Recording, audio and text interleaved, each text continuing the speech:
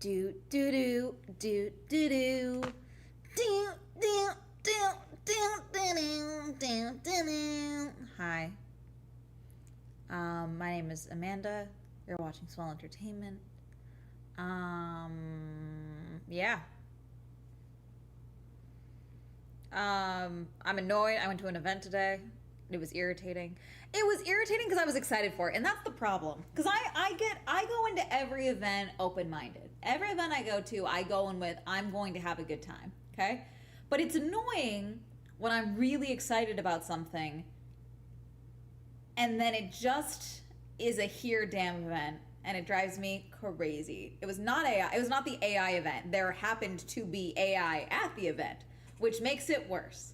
Okay, because if I went to, it's like, oh my god, you went to the Baddie Factory. You can't be surprised there was baddies at the Baddie Factory. If I went to an AI event to be a nosy bitch, I would not be surprised that there was AI at the AI event, okay? What it was, is I went to a creator collective, which is a YouTube thing for content creators, okay? They do them constantly, all the time. I've been to a bunch.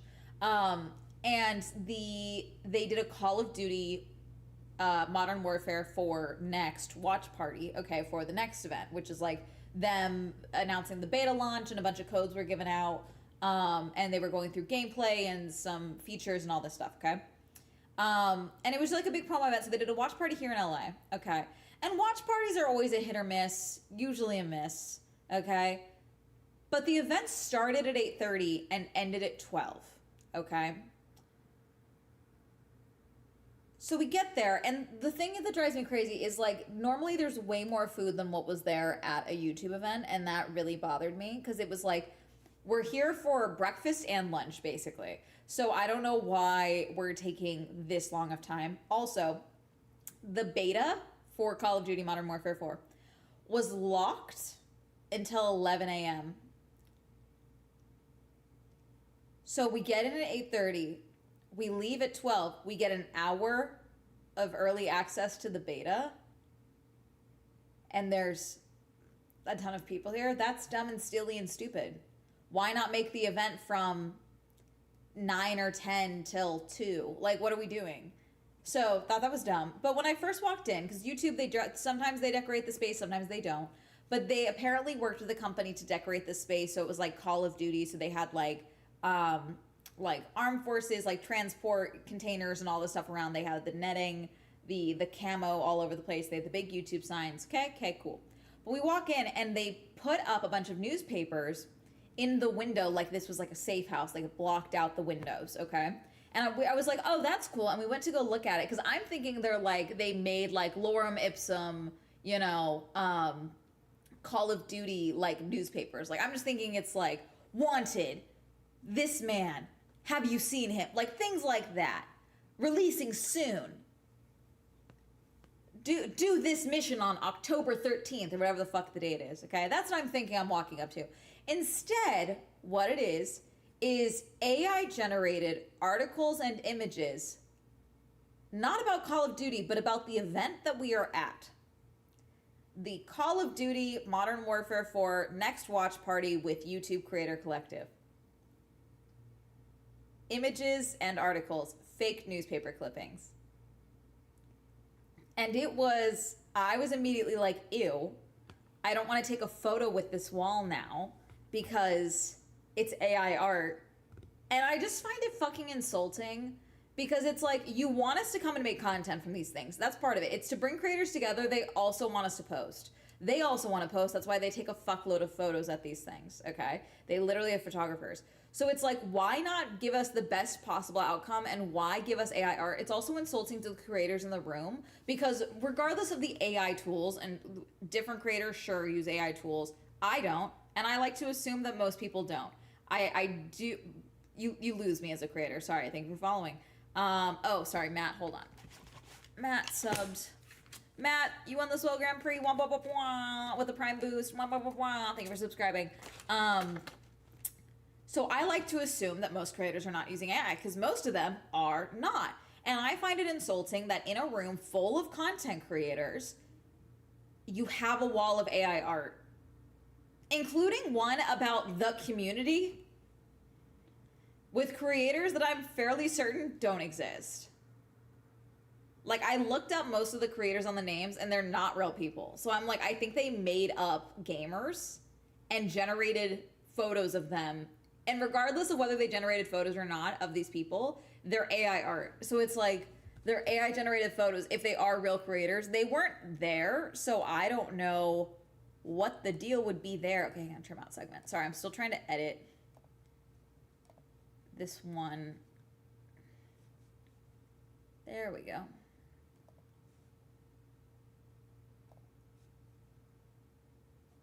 Okay, got that one. Okay, it doesn't know what I'm doing. Hold on.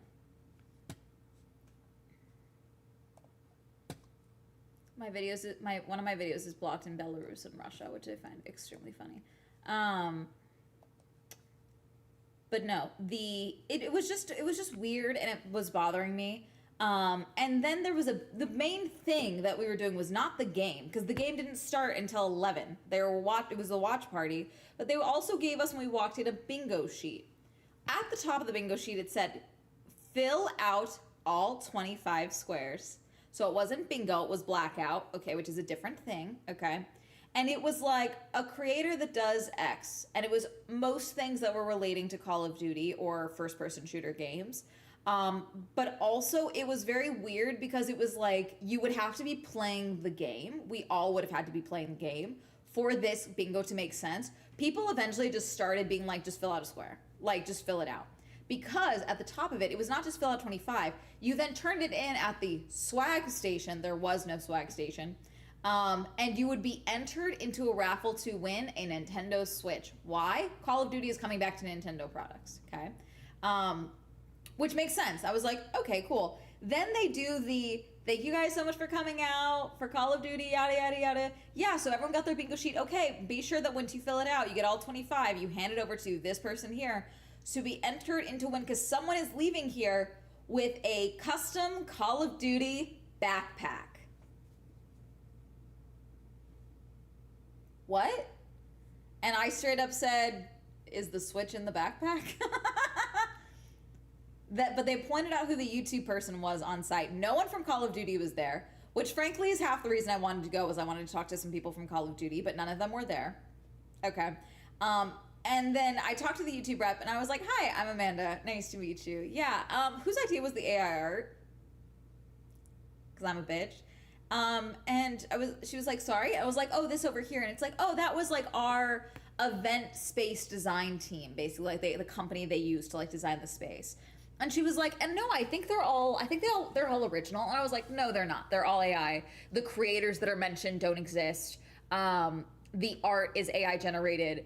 And I just find it crazy, one, because like these creators all work hard to make content, you know, and be creative. And I find it insulting. And also, you guys do such a good job of having photographers at all of your events. I've been to so many of them. I know you have images, if not of people playing Call of Duty, you have it of gaming events of creators at the computer that you could have given to them. So I don't know why they did this. It was very weird. And I also asked about the Switch, because I was like, what's the deal with the Switch? What's the deal with that? And she was like, it's a backpack. And I was like, okay, because on here it says enter to win a Switch. So some confusion. And she, to her credit, I walk away and I told Anarchy, because Anarchy was there with me, I was like, you may not want to be standing by me while I go talk to this woman. And she was like, no, I want to see this, because Anarchy's also a little shit.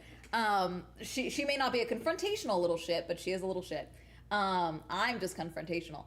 And we saw her walk over and like investigate the wall and take photos of it. Why she didn't do that first, because it's their event, I don't know. But to her credit, she did come and find me later while I was sitting with Anarchy. And she was like, hey, I want to talk to you. I talked with our team. You're right. I understand AI is like a sensitive topic. We need to be sensitive about these things when it comes to creators. So I totally understand. And I had said, I was like, I'm sorry to be negative, but like it's disappointing to walk into this room about bringing creators together. And here is our like work, that like an event talking about us, talking about the content that we're going to be making. And it feels insulting. it's just inappropriate for the time. And she was like, you're right, I totally understand. And then she explained the so she is flagging it going forward. So yes, me complaining hopefully makes it so that they don't do AI art for creator collective events in the future. She also said, and yeah, so for the bingo sheet, it is a backpack, it's not a Switch, it's a misprint. The London event, there is a Nintendo Switch. Here it's the backpack. Okay. So we are the here damn event of the Call of Duty events. I see. Fuck us, I guess.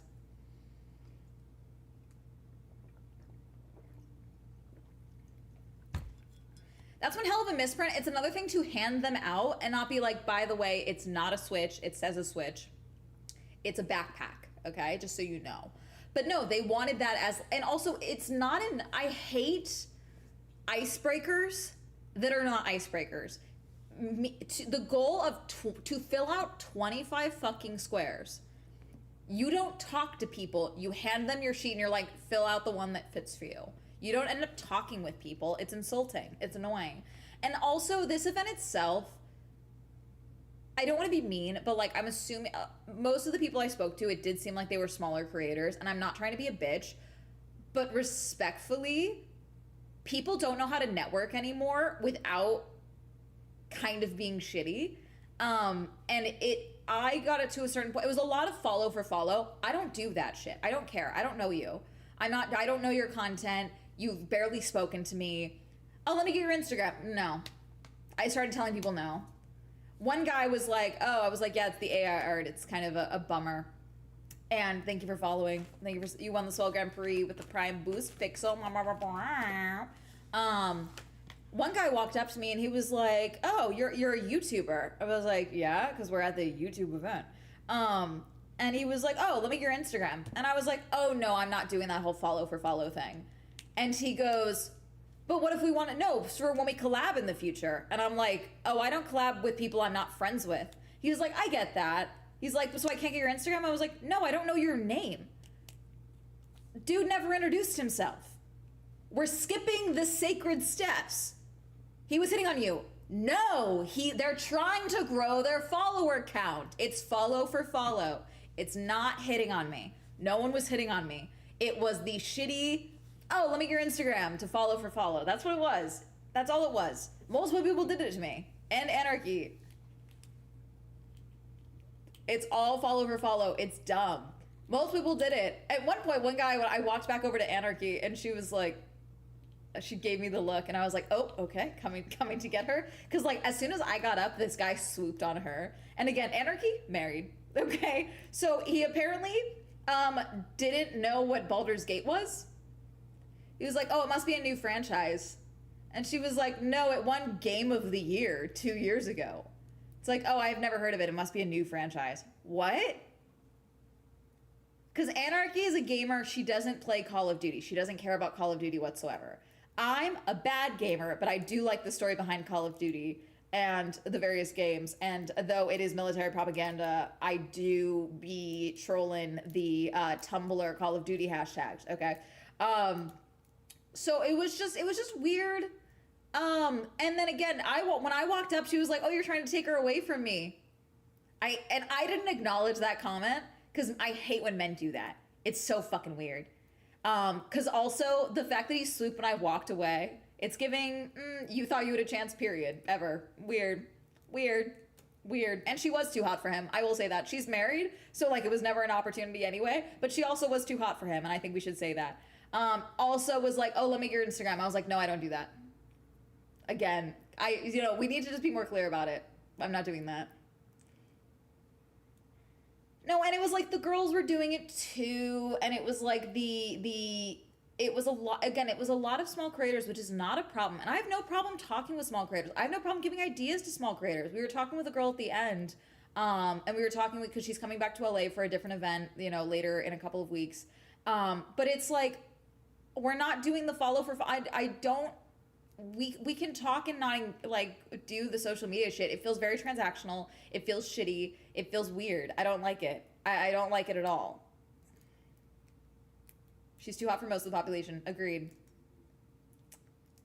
One of the most legendary CRPGs ever. Yeah, dude, it made no sense. It was just weird. These one guys came over and said hi and then walked away immediately. It was very weird. Like, there was a few things like that. And like, again, the beta was locked, but you would think they would, like, I don't know, have at least Modern Warfare 3 on the game consoles, because we just have 4 or 5 Xboxes out that are like geo-locked basically. And then eventually one of the guys figured out how to open up Game Pass. So they pulled up Black Ops, but it's like, yeah, that was avoidable. We could have just put on like a different Modern Warfare game, and then it's like we're at least playing it. Modern Warfare 3. Why?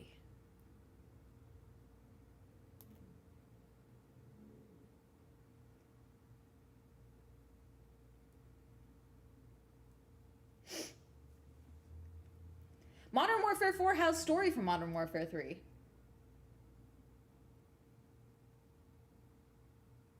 What are we talking about? Why would you forget 3?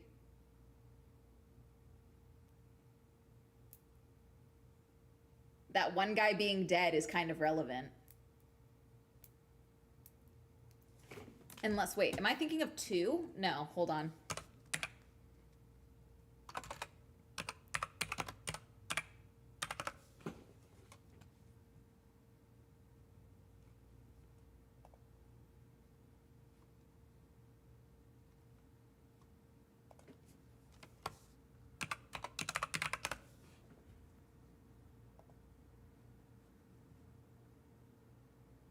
No, Warfare 3.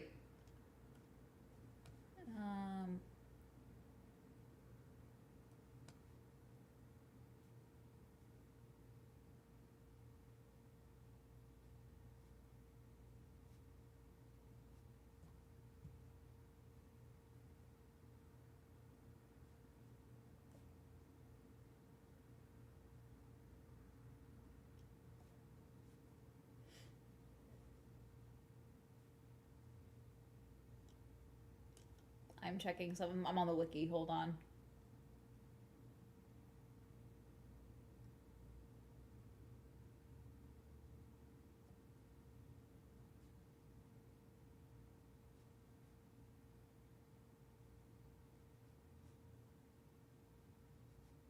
Yeah.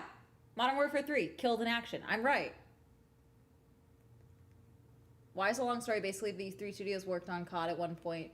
1 studio imploded. Now 2 studios have to fill the gap. They do this by making a main game and what is essentially an expansion that they still charge full price for. Fun. The timeline through the game is all messed up. Fun.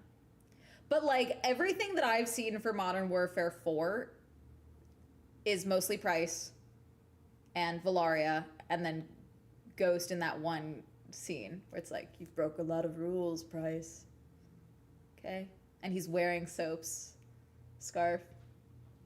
The Lost Night. Yeah, she got her eye back. Most of the characters lived. I killed a few of them by accident. Mostly not my fault, frankly, but alas. But yeah, no, the Call of Duty, we literally left early. We left before the game was even unlocked because I was like, we were also game group 8 because we got there late because of traffic because we got stuck behind a cops round robin, which I already was irritated going into the event because I hate being late to things.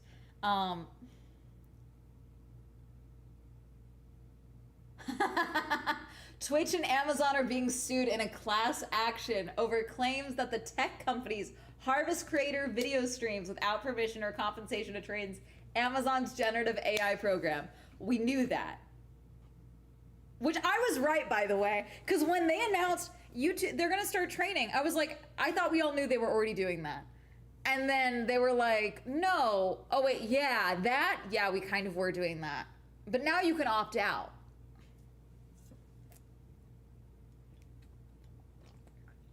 That's so funny.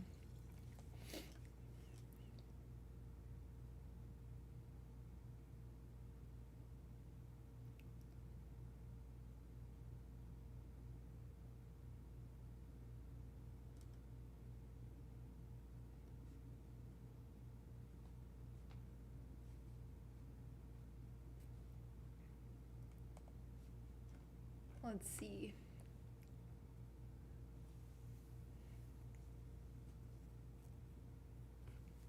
The GTA 6 leaks lately. I heard about them offering it to guys to re-enlist for 2 years. Apparently you will get 4 days off to play GTA 6 when it comes out if you commit to re-enlistment for 2 years. Apparently 20 people already did it by the time I heard about it.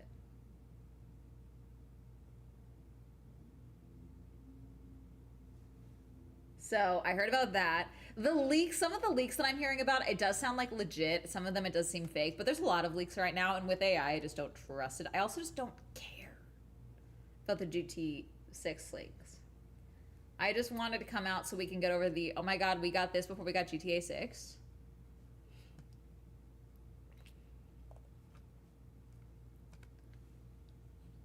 God, my nose has been so, this heat has been making my sinuses so dry.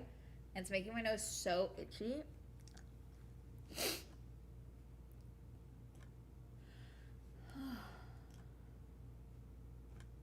Also, Teenage Sex and Death, It Can't Miasma is finally out, and I was gonna go see it tonight, but instead, I'm here with you guys. I'll see it tomorrow. Yeah, we did that, Roast. We already did all that. Fair enough. I just want the wait to be over. If it was opt-in, nobody would opt in. No, that live stream was the dumbest shit they could have possibly fucking done. And I don't know why they do this. And I'm assuming it's because, oh, it's the live stream channel. It's the YouTube channel. The YouTube one also is horrible. Everyone needs to fire their PR teams. They're doing horrible. You all need new PR training. You're not good at it. There's a way to frame the why it's opt-in. Well, it's opt-in because not everyone understands what this means. Like, and I fucking hate AI, okay? I hate it. I hate that I know my face and my voice and my conversations and my thoughts have been used to train AI. I hate it, okay? But I'm also better at this than a lot of you. You know what I'm saying? So I can spin this shit, okay? I'd be a great majority whip in politics, okay? But instead, I'm an annoying YouTube chick, okay? So therefore, you have to deal with me doing the work for companies I hate live on stream.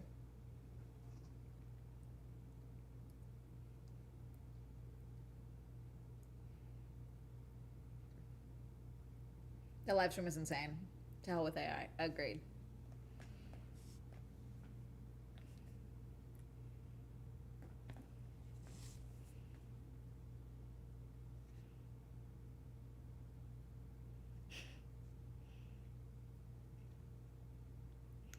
Let's see.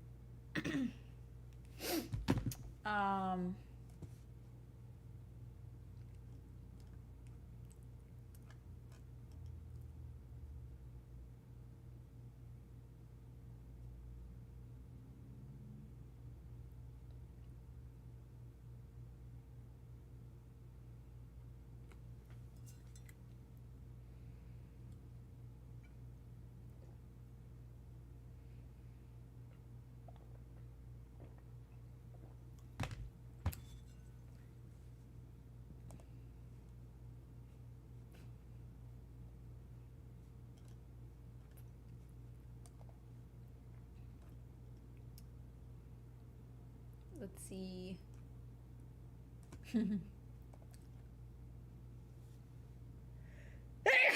God. It's under privacy. I mean, if you ever do run, I would vote for you. No, you guys don't want me in politics. I'd be an evil asshole. Like, actually. Like, being on someone's, like, campaign, like, being in someone's, like, you know, a special aid. Sorry, I'm just thinking of that Natalie Hart girl again. Oh, wait, the Daily Beast apparently released the letters.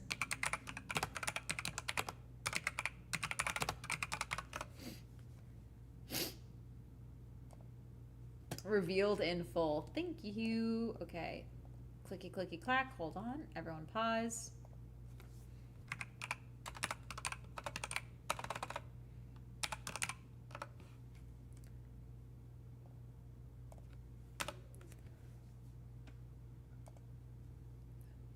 I saw they had the letters. I was ready to look at them. Oh, we're reading them now.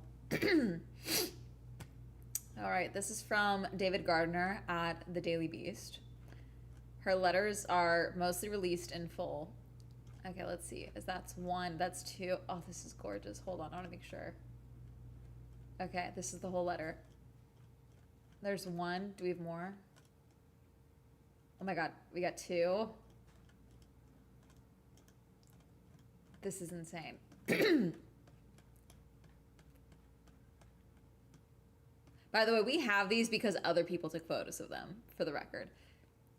Dear Mr. President, I'm sorry. I thought I was the only one left behind last night and had no idea Margot's car was also pulled over and sent back to the airport. Since I was alone in the van outside customs without my passport, I panicked and I should have just called Secret Service instead of you.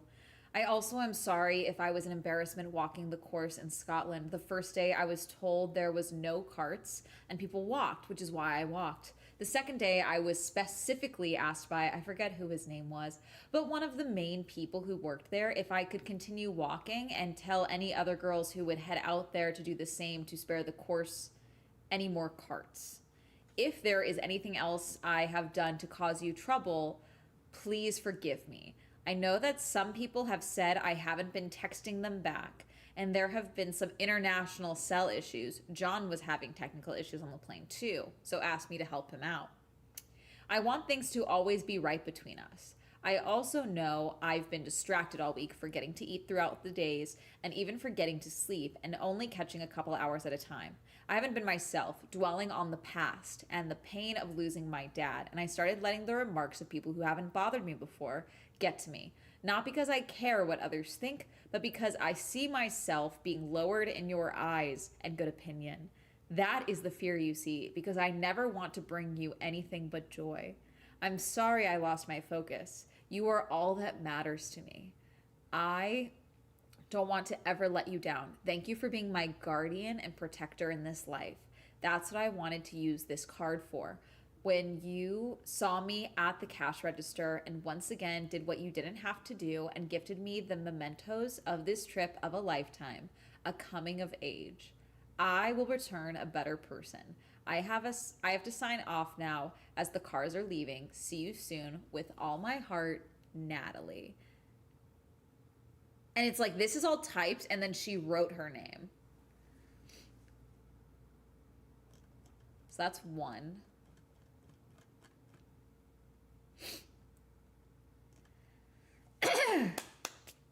This is the second note.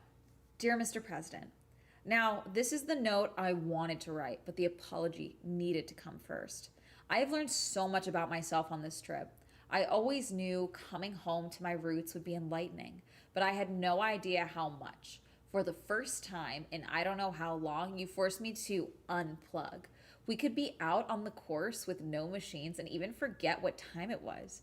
I didn't have to be human printer.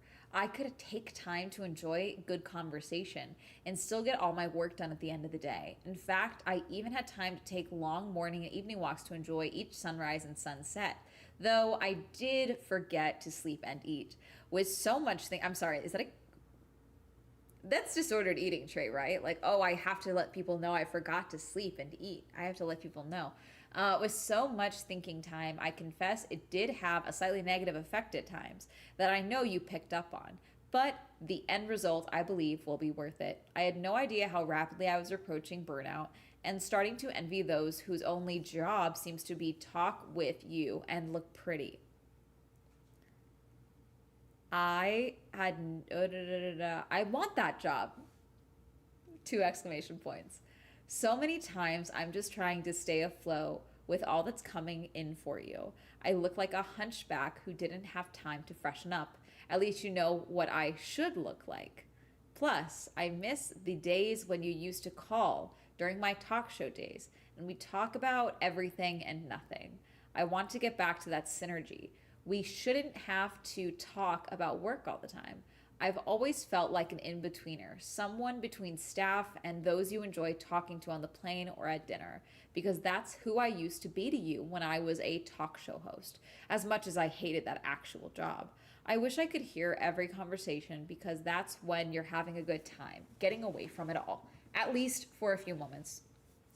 But after going through all this self analysis, my conclusion, I need to reunite with my past self, with my current into a better version who will make you proud. And please, when I fail, will you tell me? You have the absolute right to cuss me out, if need be, when I deserve it, because no one knows or cares about me more. Thank you for always being there for me. I'll never forget when you made that promise to me after losing my dad. And I know how happy he is right now that I did get to go to Scotland and Ireland, as he always wanted for me. To modify a classic, I could not have parted with you to anyone less worthy. And I will add, it is I who is unworthy. Always, Natalie. P.S. My hands look worse in Scotland and Ireland because the cold turns the old scars purple. Still on the road to recovery. So she says she also put scars in quotations. She apparently had blood cancer, I believe, or bone cancer, I believe is what she has said she had. And for those who know why she calls him the guardian protector of her life, she credits him signing off on the right to try bill with an experimental procedure that saved her life and put her into remission, I believe, or cured her. She hasn't specified what this treatment was or what medication it was, but she credits him with her being healthy and alive.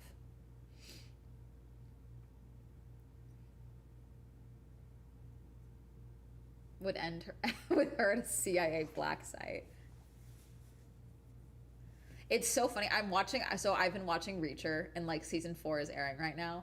And at one point they end up at a CIA black site, and they get rescued by a journalist who was like, I had a suspicion that was a CIA black site. And Reacher goes, there's people inside the CIA don't know about CIA black sites. How do you know about it? I'm like, everyone knows about CIA black sites. What the fuck are we talking about? We may not know where they are, and we're supposed to pretend that they're not a real thing because they're not supposed to operate on US soil. But like, everyone knows what CIA black sites are.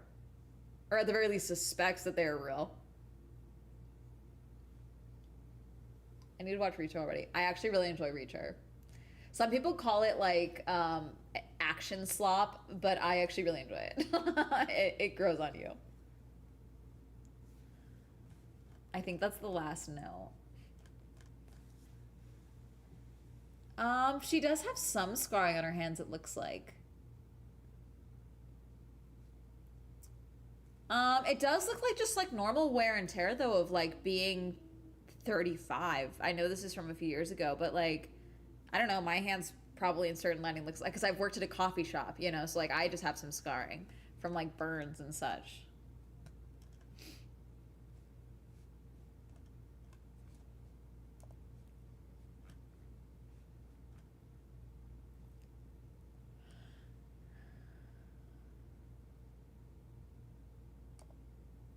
Let's see.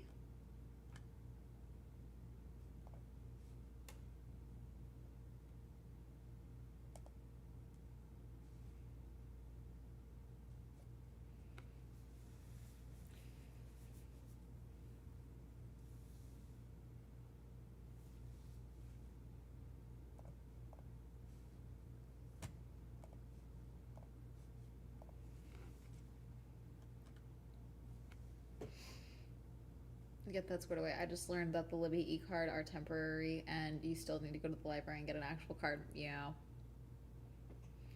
Now that I know it's not just right-wing propaganda, I want to start watching it. I mean, yeah, no, it's like I can't give you spoilers, but like the bad guys are like bad guys. Like every season there's like you're like, oh. Interesting that we chose this route. Okay, sure, you know.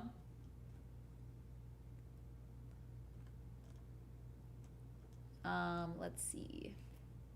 People are being weird about Catholicism, skulls and shit again, which is the relics of the Catholic Church. And like it's probably one of like the most goated parts of the religion I was born into. There's a video of them like basically caring for the skull, cleaning the skull of let's see, what was her name again? she was tortured and burned alive, basically. And so now her remains are now in this like gold head. And so God forbid we give her respect because she was treated heinously in her life for not giving up her religion. Joan of Arc, no. No. Unfortunately, historically, many a woman have just been thrown onto coals for various reasons. Looks sick as hell, yeah. No, but it's not Joan of Arc. It is... for this one, I believe it is... it's not Mary Magdalene. It's... Where is she? I think hang on, I liked a post for it earlier. Let me check. History likes... I literally just read this, so I should know. This is gonna annoy me. Yes, Saint Agatha of Sicily, virgin and martyr, who in the 3rd century, after Christian persecution, the Roman governor wanted her and asked her to renounce her faith. She refused, and the guy sent her to a brothel. They assaulted her, tortured her, cut off her breasts, and threw her onto hot coals until she died. So now her skull is inside a gilded bust casing. So, fuck yeah.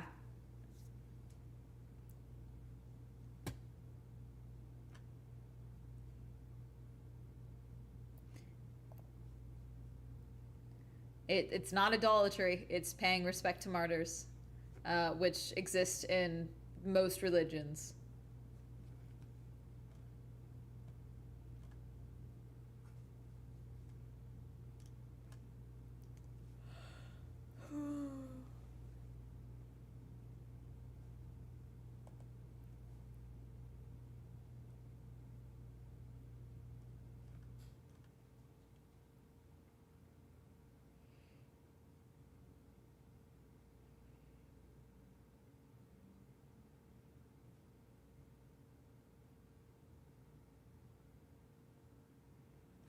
Let's see.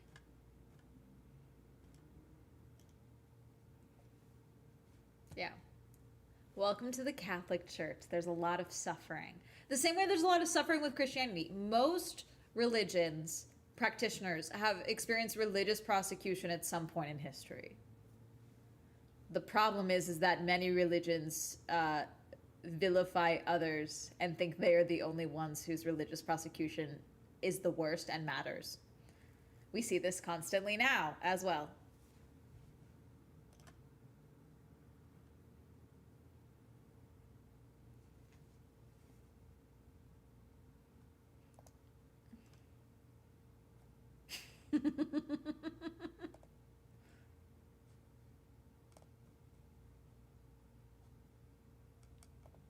Sorry, there's a photo of John Bernthal from the show His and Hers on Netflix. I do not if you are at all sensitive to sexual assault, do not watch that show.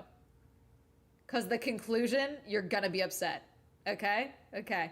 But there's a scene where they're going through text messages that he sent to a girl, John Bernthal, this woman, and it's a selfie and then a cropped photo of what appears to be him grabbing his junk in his underwear, okay?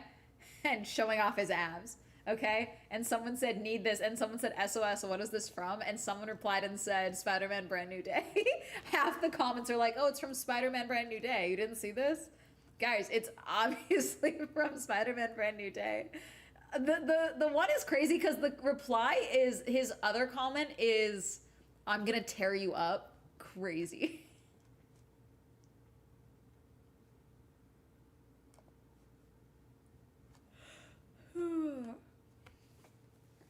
So it's not from Brand New Day. It's obviously from His and Hers, but alas.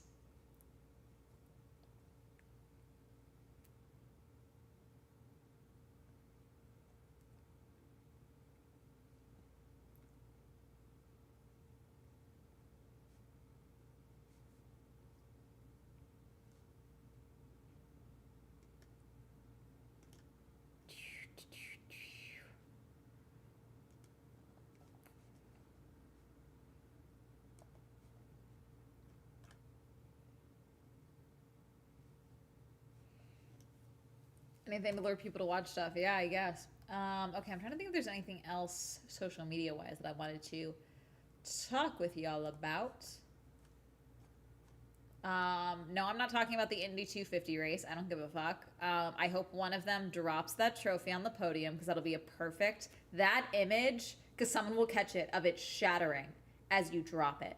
Okay? Because I know that thing will fucking shatter. I hope one of you drops it. Okay? Because that'll be the perfect culmination of the state of America right now, is a gaudy, ugly fucking glass trophy shattering on a podium for a race that's definitely going to be a fucking shit show. Okay? That'll be great. Anyways, Yuki's back on track today. Sorry, there was no stream. I may not stream for the sprint race itself because it's at 3 a.m. We'll probably be live for regular quali. And then we should be able to be live for the... When's the race on Sunday? Let me see. It is... Yeah, sprint race is at 3 a.m. 7 a.m. is sprint quali. And then 6 a.m. is the race on Sunday. So we'll be live for both of those. But the sprint race, I'm not going to be live for. We shall see. Holy pivot, LOL. He did good in sprint quali. He did. He was right next to Liam and very close to Arvid. And he was ahead of 10 drivers who have been in these cars for the first half of the season. And Yuki has been in, I think he only did a test drive with Red Bull once this year. So he's doing great. Also, it sounds like it is a fracture for Isaac.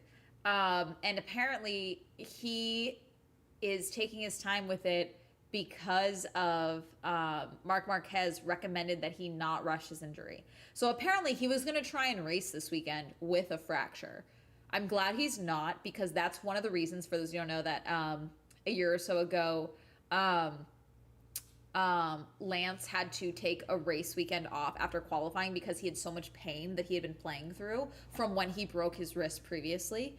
And then came back into the car within 12 days of surgery. Okay. So I'm glad Isaac is taking his time. Am I annoyed that he broke his wrist in the first place? Yes. Because I think it's silly and stupid. These two races. I mean, that would be the responsible thing to do, but these boys are insane. So who knows? Reminds me of when I was in middle school and the robotics team got a trophy and it was given to their little robot, which promptly crashed and broke the trophy. Oh my God. The fucking... in China, apparently they're trying to do like a track and field event with robots, which fine, whatever.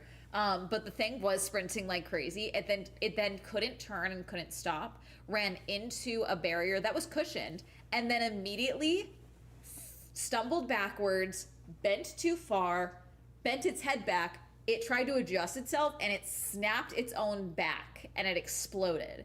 And then it flopped and died, which is fucking hilarious. It's so fucking funny.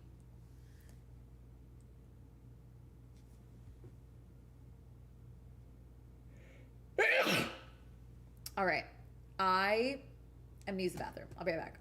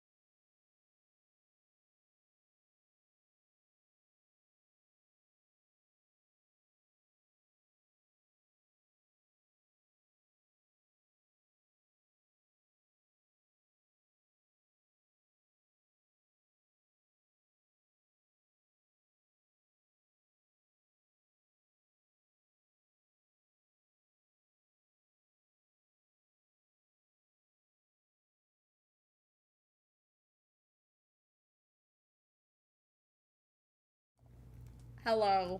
I know you guys were missing me, so I came back. Let's see.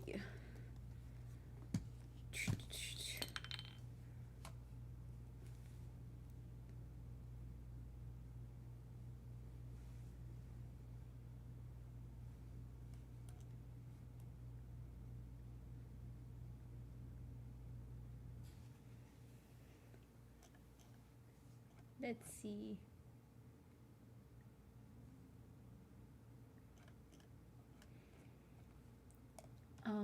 Okay, we're gonna do videos. I also was thinking about games. I'm so bummed because there was a game that I got recommended on TikTok, and I was like, oh, that'd be so cool. That looks so fun. It's perfect. And then it's looking like they used generative AI. Why do you hate me? It was a game where it's like you are a museum curator and all of the dinosaur bones are all over the floor. And you have to, it's like an organizational game where you have to put all the dinosaur skeletons back together. And I really wanted to do that. And then I opened the comments and it's like, there's AI. It's a bummer because it's only things I like. That's what's so agitating. It's like, how dare you actually? This is Perrier, so it's just sparkling water. My dad had a bunch of them, so he sent them home with me while I was there last time. But it does feel like I'm just taking a swig of a wine bottle. So I feel like I'm like, you know, the lead of a romance movie that's going through the heartbreak arc of the movie, and the third act.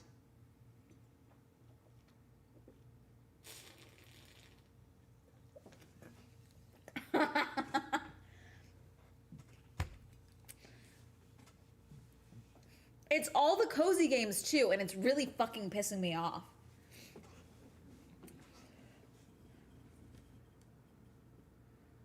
Okay, we're adding, oops. We're gonna add you to the queue. We got another chilling scares. 5 most disturbing posts on the internet. Oh, there's a guy that was terrorizing Philly in a baby mask and like chasing some, I think he's the guy that the girl kicked the shit out of. Anyways, they lost track of him, and he also does business in LA, so they do know who he is, apparently, and he might be in LA. I want it on the record. If I run into this man, I'm beating the shit out of him. You don't get to terrorize me on the street and say you're gonna kill me over and over again and just be a public menace and not expect to get your shit rocked. I thought Philly would handle him. Evidently LA has to. I don't know. It's not the Happy Death Day mask. It looks like it though. It looks like he painted it further.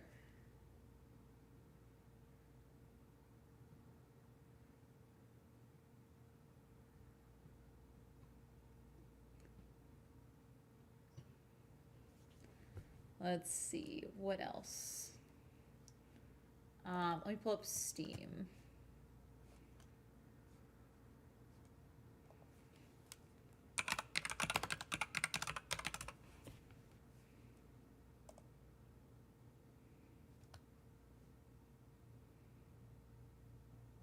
Oh yes, the supernatural serial killer. Hang on, I'm scrolling. It says I need an Xbox for this one, though. Grave Seasons isn't out. It says it's not out yet. I'm looking at it. It says it's not released yet. Let's see, store.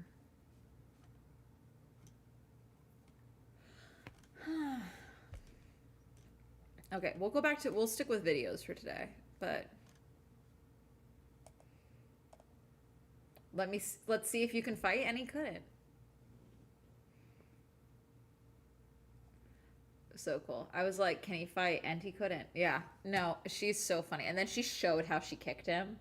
Because guys like that, it's literally just terrorism, real key. Like they are just trying to inflict fear and terror. Individuals like that usually can't do something. Like I saw one security camera where he was just behind some guy inside of a store, and the guy didn't react or didn't see him, so he tapped him on the shoulder so that the guy would turn around and see him, and then he didn't jump. So the guy was like, Like, kind of like fucking with him a little bit. It's like, and...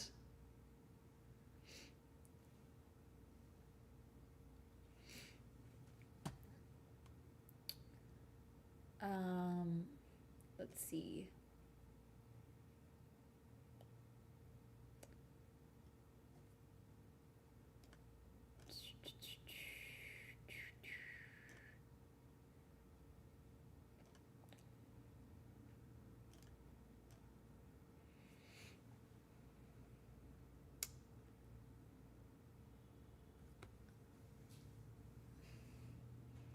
Oh, I'm not watching that one. Horrors found on school laptops. I don't want to know that one.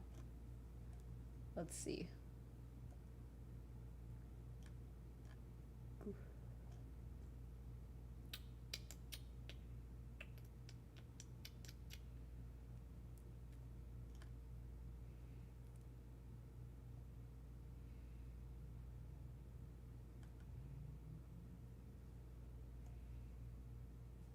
Okay, we'll add in one learning video because there's a T-Rex video of that photo that stresses me the fuck out. There's this one T-Rex photo, Tyrannosaurus Rex, of it's all in black and white, but it shows it looking at you from within the tree line. It scares the shit out of me. It makes me, I have to pause every time I see it because it makes me uncomfortable. It stresses me out in a way that I can't fully articulate because it sees me. And then I kind of want to do we want to see another, let's see.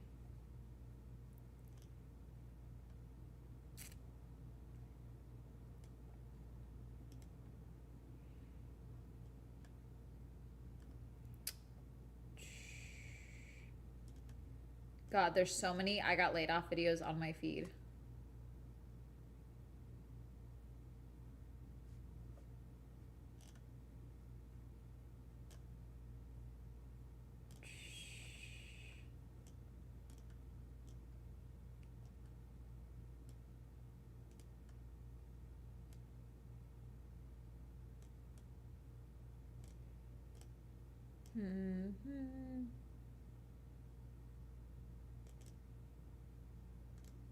Okay, we'll start with these and we'll go from there.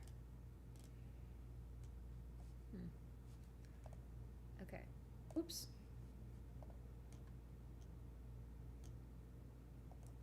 Properties.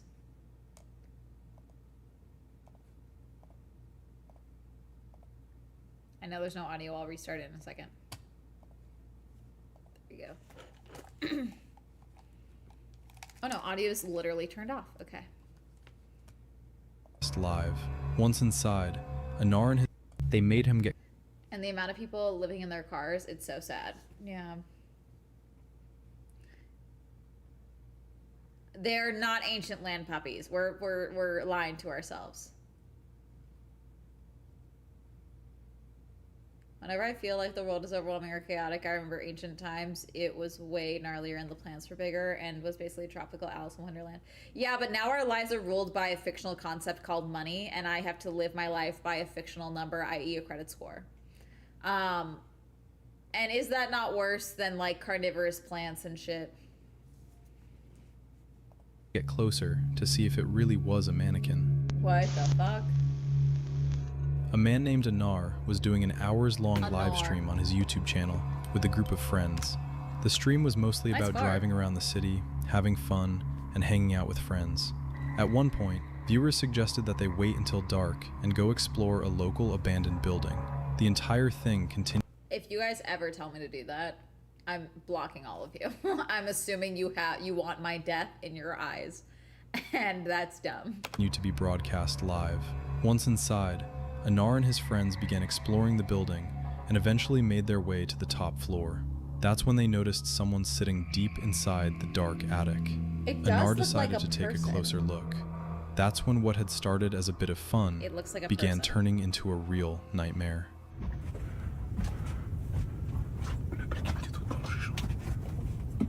It does look like a person. Ебать! That's a person. I feel like it's a person.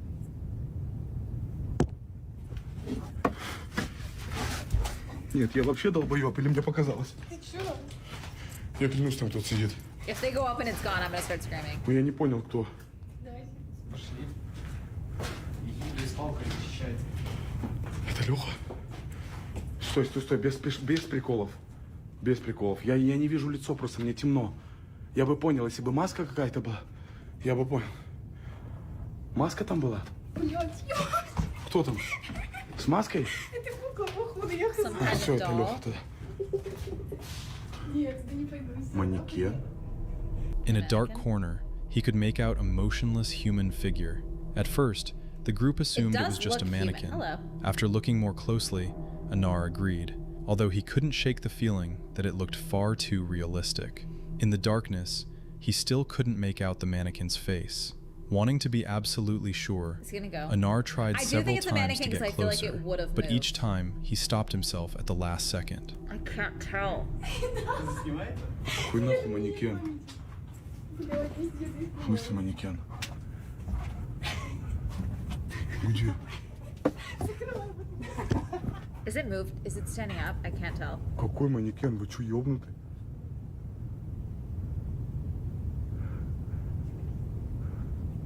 Или манекен? I think it's a Я клянусь, mannequin. лица не вижу через камеру.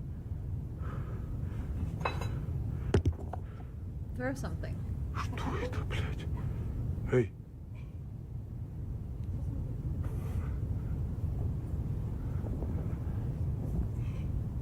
Эй! It looks like it's turned and I can't Лёха, tell. ты?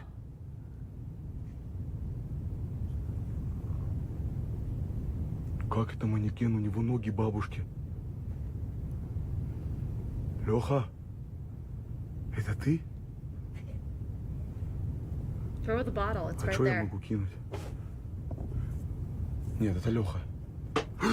Ебланская конченая бутылка Балтика девятка. Твой рот я ебал. Леха, I don't think it's клянусь, moved. я просто не вижу лица. It looks like it's in a sweater. Лех, сдвинься, если ты не I'm so манекен. fucking stressed out, Chad. Просто подними руку, если ты не манекен, я уйду, клянусь. If it moves, I'm screaming. Если ты поднимешь руку. Не, это манекен. То как нахуй его не одели? В рубашку. I can't tell what it is. Двинься, если ты не манекен. Да нет, это человек. You не have a человек. bottle right in front of you. Use it. Блять, что у него на голове? Я не вижу голову. Кто это? Looks like it's Лёх, sitting in a ты? chair. Умоляю, не пугай, клянусь, это ты, и мне страшно. Then, without warning, the supposed mannequin moved slightly. That's when the group realized that a real person had been sitting there the entire time.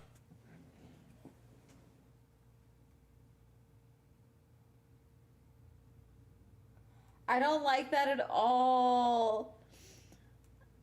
I don't like that at all, chat. I really don't fucking like that. Terrified, they ran out of the abandoned building. But one question remained.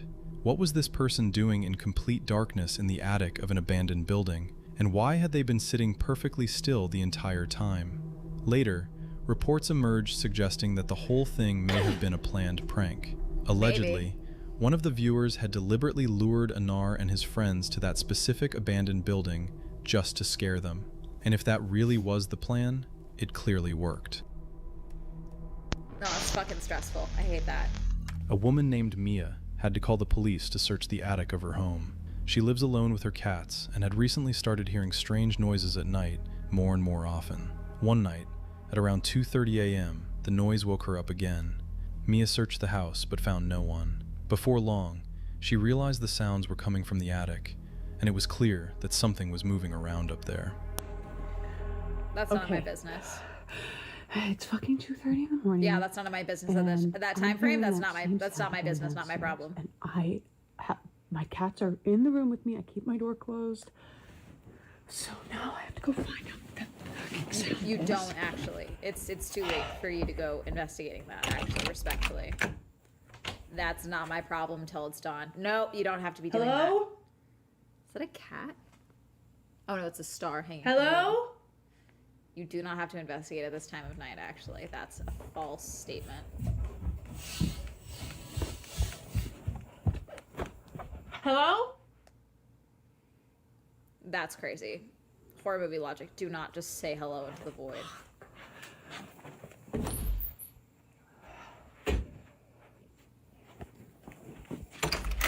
Hello? Don't do that. Your door should be locked. By if you have a door inside of a door, like a garage, those things can be auto turned on because there's like certain universal remotes. A door within a door like that should be locked. Your door leading to your garage should be locked, in my personal opinion. Shit is not funny. I swear to God, I'm losing my fucking mind.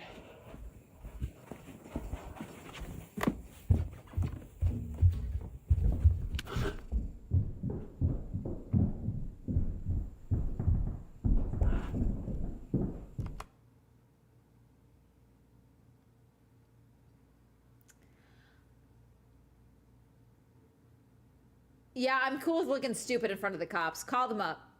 Hey, I'm fairly certain someone's in my attic fucking with me and I'm fucking scared.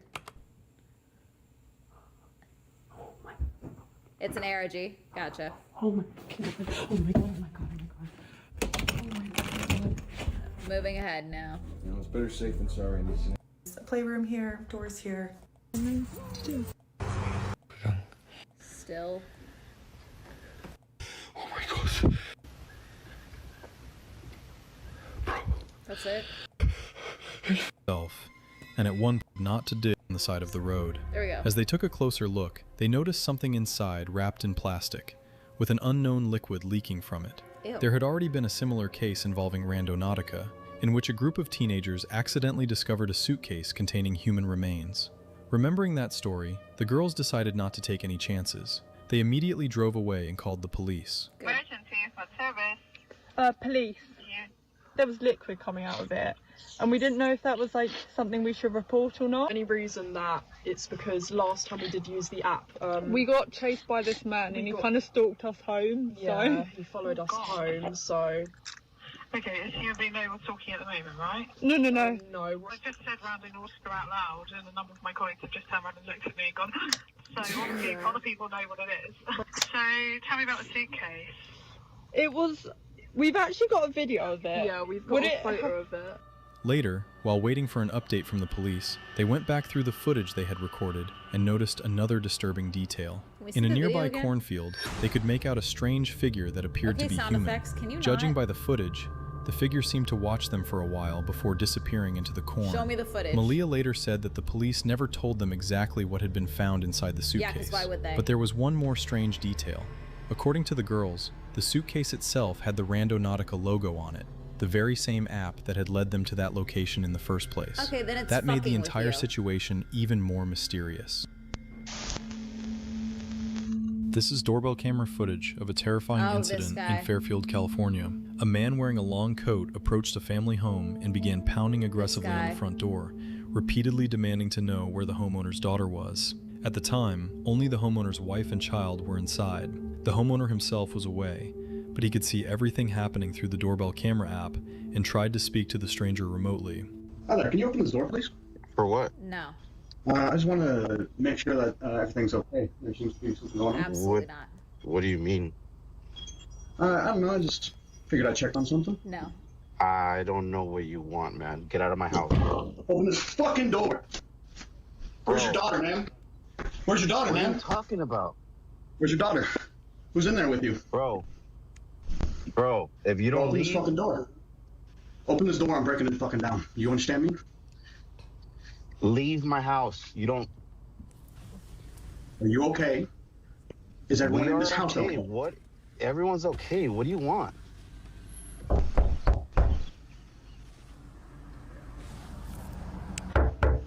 Absolutely not.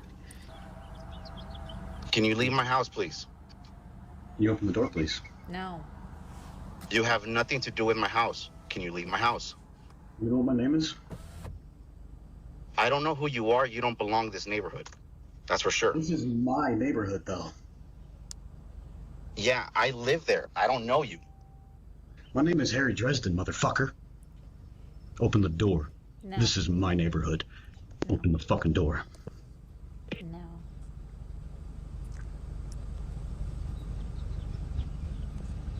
Now, or I will fucking end you. Wow. Do you understand me? Hermes. Hermes.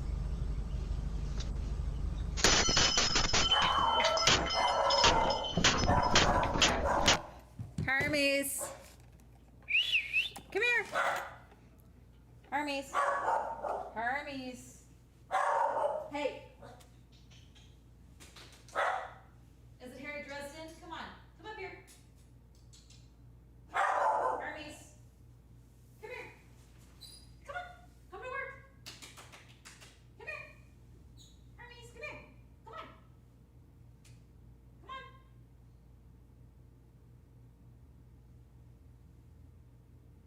Hermes. Come on. Come on up. Come on, Bubba's. Come on. Come to work. Come on. Come on. Come on, Bubba's. Come to work. Come on. Come on up. Come on. Come here. Come play. Come on. Come here. Come up here. Come on. Come on. Come on. Oh no, Hermes. Ah. Come on.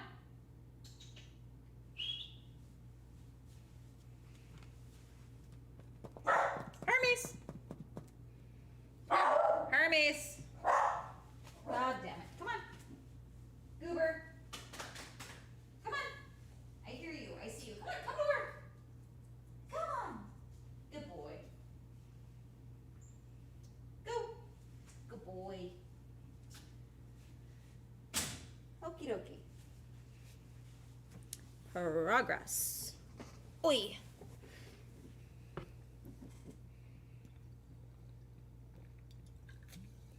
Okay. He is here. He is now up here in doggy jail. Hi, I love you. You're in doggy jail for a little bit. I love you, my silly baby boy. I love you. Okay. Wow.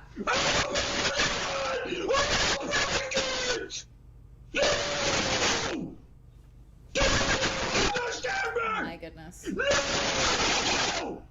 I'll fucking kill you!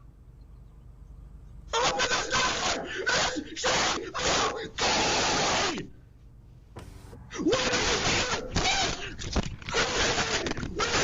The man responded by threatening the homeowner and then introduced himself using the name of a fictional wizard. He then smashed the doorbell camera and tried to kick his way through the front door. According to police, the man eventually managed to get inside through a glass side door. Once inside, he moved from room to room, opening closets and searching for the homeowner's daughter. Meanwhile, the homeowner was already rushing back. When he arrived, he armed himself with a shovel and confronted the intruder. Both men suffered head injuries during the struggle, after which the intruder ran from the house and tried to escape. He didn't get far. Police found him near the property and took him into custody. The intruder was identified as 30-year-old Jason Nichols. He was charged with several offenses, including assault with a deadly weapon, burglary, making criminal threats, and vandalism. After the case received widespread attention, another parent contacted police and reported a disturbing encounter that had allegedly taken place between Nichols and their child just days before the break-in. This led to an additional charge against him. He's deeply unwell. Okay, you gonna lay down? Perfect. He's laying down. I was gonna get up and let him out, but he just settled down behind me. Thank you for following. One night, a woman named Julie Youngerman, who rescues animals and shares videos about them online, went out to check on her horses when she noticed something strange in the darkness. Directly behind one of the horses was a large, dark figure. Julie knew there shouldn't have been anything back there, so she decided to move closer and find out what was hiding in the shadows. As she approached, she could make out a massive silhouette with eyes reflecting in the darkness, standing completely still and watching her. Despite how unsettling it looked, Julie kept moving closer. Oh my goodness, so many horses. That other thing I think is another horse. No, this thing over here I believe is another horse. This is also not huge. What the hell is that behind you? Oh my god, that's not a horse. What the fuck is that? Alright, what are those eyes behind you? It's like a dog or something. It's not huge. What is that? Also, to say it's not moving when it's very clearly moving. What is that? Oh, fuck me. Okay, excuse me. There's some kind of thing. Okay, hi. Sorry. Oh, God, was it... Oh, hi, honey. Oh. Oh, it's just you. Okay. Jesus Christ. In the end, the explanation was much simpler than it seemed. The mysterious figure turned out to be her pony, Betsy, who had gotten out of her enclosure on her own and had been standing there in the dark the entire time, staring straight at her. It was not staring straight at her. It was very clearly moving, but alas. A man named Japrib was working a late-night shift as an EMT. Late that night, he was driving the ambulance back to the station when something happened that he simply couldn't explain. Alright, so I'm not sure how to talk about this, but well, first off, I've been an EMT just for a little bit, and like I ain't never experienced nothing like this. So as we driving back to base, I swear I seen a face in the rearview mirror. Like, Send somebody as soon as you can.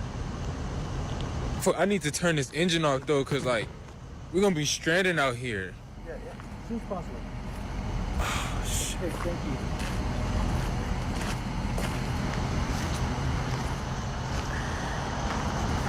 I'm not trying to go back near this truck.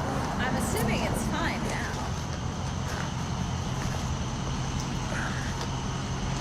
There's no one there.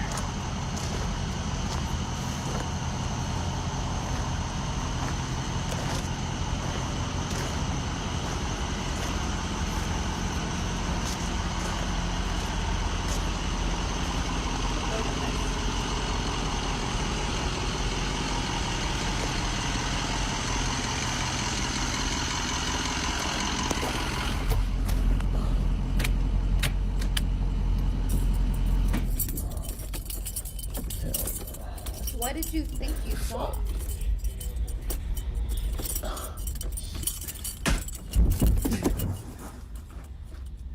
Did you leave your phone, my guy? Did you leave your phone? No, don't leave me here. Don't leave me here. What the fuck? I hate when they do this. I hate when it's like, hey guys, can you check something for me? And then they put you underwater and surprise, now you're in an alligator's mouth. I hate videos like that. They stress me out.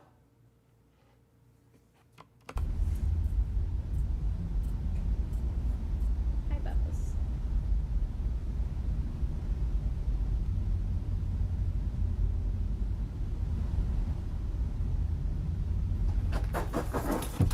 No, hey, Oh. Don't piss me off. Don't fucking piss me off. You just scared the fuck out of me. No. I don't know if you see it, but can y'all see that back door? Like, it just, oh shit. Like, it just flew open, like. What do you mean it flew Can out? Oh. Nah, what the? Bird or something? What was that? Can y'all see it? Nah, hell no. Fuck that. Nah. At one point, Japrib stopped the ambulance and was about to turn off the engine. As he reached inside, the rear door suddenly swung open on its own. Startled, he immediately jumped back from the ambulance, leaving his phone inside. After a while, Japrib eventually went back to retrieve his phone, but the strange activity didn't end there. Soon after, he and his partner noticed a strange shadow inside the ambulance, quickly moving back and forth. According to Japrib, the experience frightened him so much that he refused to get back into the ambulance. He contacted his employer and asked someone to come pick up the vehicle while he called a cab and went home. Just left your coworker there. This strange video was sent to us by one of our viewers. According to him, the footage was recorded somewhere in Asia. At around 3 in the morning, he was driving home along a narrow road that ran through a palm plantation when his headlights caught sight of a man in an old military uniform. He was simply standing in the middle of the road, staring off into the darkness. The encounter was strange enough on its own. The man stood completely still, had no visible source of light, and didn't react at all as the car approached. But just a few seconds later, things became even stranger.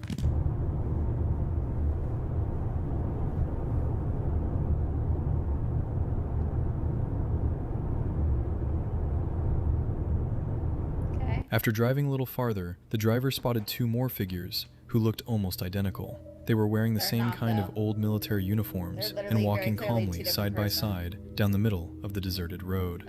Even as the car approached, neither man turned around, and they seemed completely unfazed by the headlights behind them. What made the scene even more unsettling was how closely their movements matched. The same pace, the same stride, even the same movements of their arms. According to the person who recorded the video, he had no intention of stopping to find out who these people were or what they were doing there in the middle of the night, so he kept driving and simply passed them. Who these people were and why they were out on a deserted road in the middle of the night, surrounded by complete darkness, with no flashlights or any other visible source of light, remains unknown. Of course, there may be a perfectly ordinary explanation for all of this.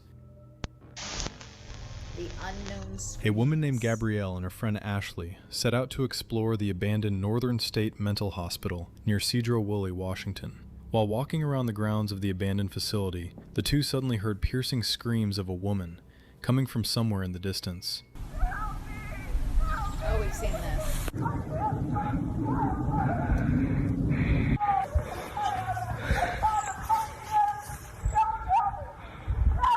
It sounds like it's a speaker. We've seen this one. Ashley! The scream sounded so through all those obstacles and still sounds so loud and clear. Where the disturbing screams actually came from remains unknown. On December 21st, 2025, a Reddit user under the name DPH_alt created a thread in the r/Louisville community with an alarming title, "Possible Serial Killer in Louisville." The post itself made an ominous claim about a loose killer on a spree. So, my friend is in LMPD, and he said he overheard detectives from the homicide unit talk about multiple killings of unhoused people near the I-65 interstate. And they were saying how the killer supposedly drew a symbol near the bodies. Can we get more information about this? $5 says smiley face killer. $5. Please, we need to know for sure. At first glance, it sounded like another baseless internet rumor. Local residents accused him of fear-mongering and intentionally spreading panic among people. Contact the Coalition of the Homeless, any of the shelters, or the actual police to see if this is true. This is more spreading fear and false information than anything. Lay off the drugs. So tired of seeing fear-mongering posts. In fact, the Louisville Police Department was notified of the post as well, but after reviewing it, they found nothing that matched an open case or any record of a recent killing. DPH_alt's account didn't offer much of an explanation either. There was almost no posting history beyond a string of entries about trips on Benadryl, the drug his username was referencing. So, to most people who came across the post, the obvious explanation was that this was just a guy rambling through a drug-induced haze. But there was one problem with that explanation. How does someone supposedly out of his mind on over-the-counter medication describe a killing that hadn't even happened yet, down to the interstate and a detail as specific as symbols marked near the victim's body? Because just 4 days later, on December 25th, 2025, a homeless man was attacked from behind and stabbed near the 2500 block of Crittenden Drive right along I-65, the same interstate mentioned in the post. Luckily, he survived and was able to give police one important detail about his attacker. The man had fled the scene on an electric scooter. On its own, the attack wasn't enough to connect back to the strange Reddit post from days earlier, but that would change. I swear to God, if I get attempted murdered, if I get physically assaulted and it's attempted murder, and then I see you fleeing the scene on an e-bike, an e-scooter, I'm hunting you down, actually, because that's mortifying. I will be taking you out, because what type of pussy shit? An e-scooter? You're gonna not even complete killing me, okay? Because you're a pussy, okay? And then you're gonna leave on an e-scooter? Okay, loser. What's wrong with you? I have to take you out. I can't have people this low vibrational on this planet, actually. That's crazy. That's crazy. I'm doing your family a favor by taking you out, because that's embarrassing. That's crazy. Change in less than 24 hours. In the early hours of December 26, 2025, Louisville Metro Police were called to a wooded area near the same stretch of Crittenden Drive. There, they found the body of a homeless man named Michael Howard. Michael's body showed signs of severe violence, with several parts of his body deliberately removed. Yet, even more unsettling were the symbols officers found marked into his skin, the exact detail described in the Reddit post just 4 days earlier. The police were beginning to notice a pattern. They began investigating Louisville's unhoused community. Several people described recent encounters with a young white man who regularly wandered the area wearing black tactical-style clothing. According to those who had crossed paths with him, he would harass unhoused people and was often seen riding an electric scooter. At first, those reports didn't point to any one individual, until one officer came forward with an interesting detail. Months earlier, while responding to an unrelated traffic collision, he had encountered a man who matched that unusual description almost exactly. Detectives revisited the body cam footage of this interaction, which led them to 21-year-old Michael Ristov. And as investigators dug into Michael Ristov's background, what they found only made him more suspicious. Both local and federal authorities had encountered him before. That's crazy. Investigators also uncovered reports that Michael was fascinated with serial killers, had previously harmed animals, and had even spoken about wanting to hunt homeless people. While the discoveries were unsettling, none of them proved Michael had actually committed either attack. Over the next few weeks, police began reviewing surveillance footage from nearby businesses, analyzed cell phone location data, and reconstructed his whereabouts during the days surrounding both attacks. What they found was enough to narrow the gap between suspicion and proof. According to police, Michael's phone had traveled through the area where victim Michael Howard was killed and where the surviving stabbing victim had been attacked. With the prime suspect, the detectives turned to the post that had started all of this. They subpoenaed Reddit for information connected to the anonymous account. The response brought them to an IP address linked to Michael Ristov's home in West Whitney Avenue, a few miles from where Howard's body was found. On March 7, 2026, investigators executed a search warrant at his residence. During the search, they recovered several electronic devices, including the scooter witnesses had reportedly described, and a backpack believed to have been used around the time of the attacks. Investigators also found a disturbing photograph in Michael's iCloud that appeared to show part of Michael Howard's remains. Around the same time, DNA testing on the backpack confirmed hints of Michael Howard's DNA. At that point, investigators had moved well beyond suspicion. They had surveillance footage, cell phone records, DNA evidence, digital evidence, and the anonymous Reddit account traced back to Michael Ristov's home. On May 13, 2026, a grand jury officially charged Michael with murder. The following day, on May 14th, members of the Louisville Metro Police and the department's SWAT team surrounded Michael Ristov's home to serve the arrest warrant. At around 1 p.m., officers announced their presence and attempted to take him into custody. But instead of surrendering, Michael barricaded himself inside. He was heavily armed and prepared, which meant he had been expecting this. A standoff with SWAT officers followed, lasting hours. Police deployed chemical agents and remotely operated equipment in an attempt to force him out. But instead of coming out, Michael made an unusual call to 911 to explain exactly how he believed the confrontation would end. 911, Operator Miller, where is your emergency? Yeah, so I'm being swatted at my residence. My name is Michael Ristov. I'm having a shootout with the SWAT team of your department. I am not surrendering.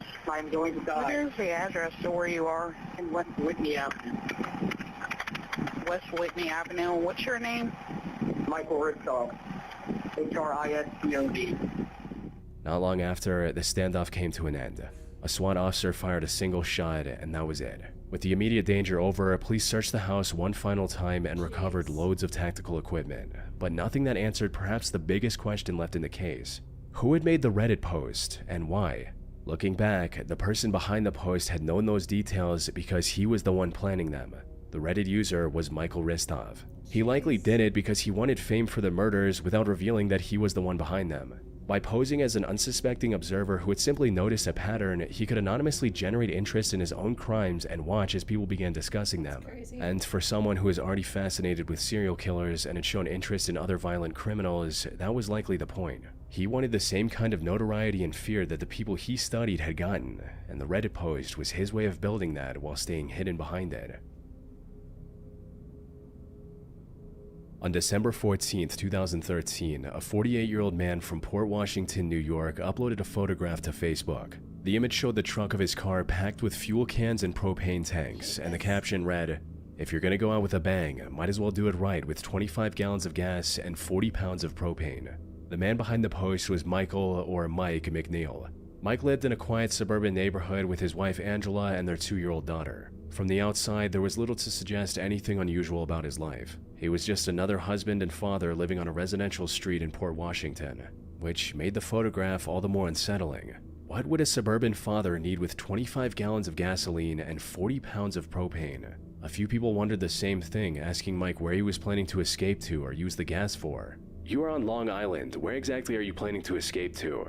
That's some expensive gas for your race car, or is it an imposter?" But Mike brushed off the concern, replying, "Stocking up to avoid gas lines in case of hurricane, and we grill all winter long."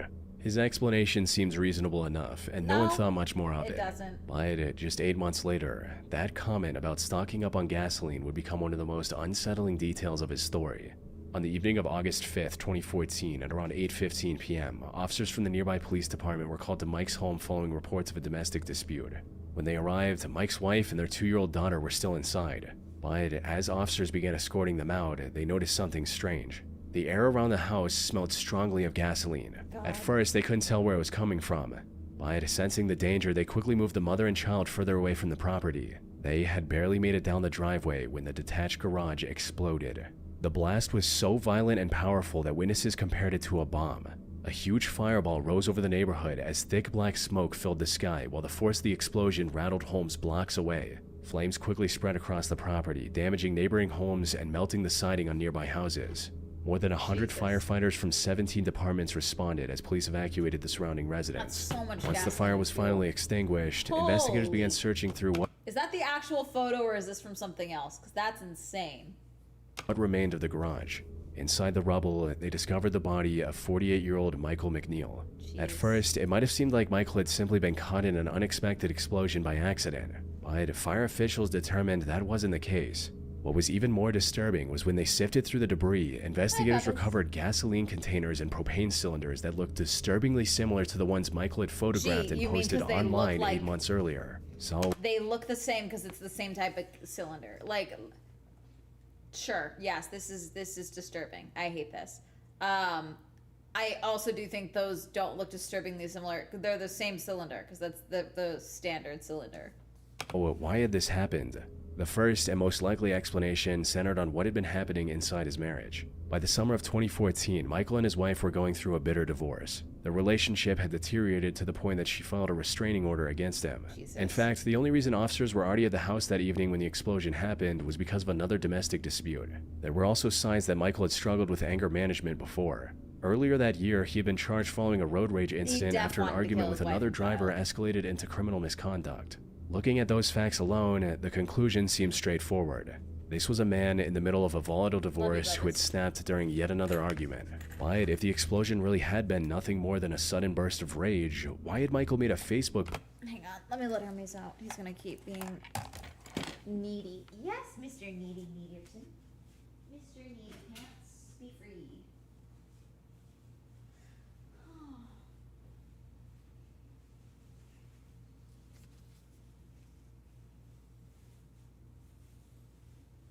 Oui.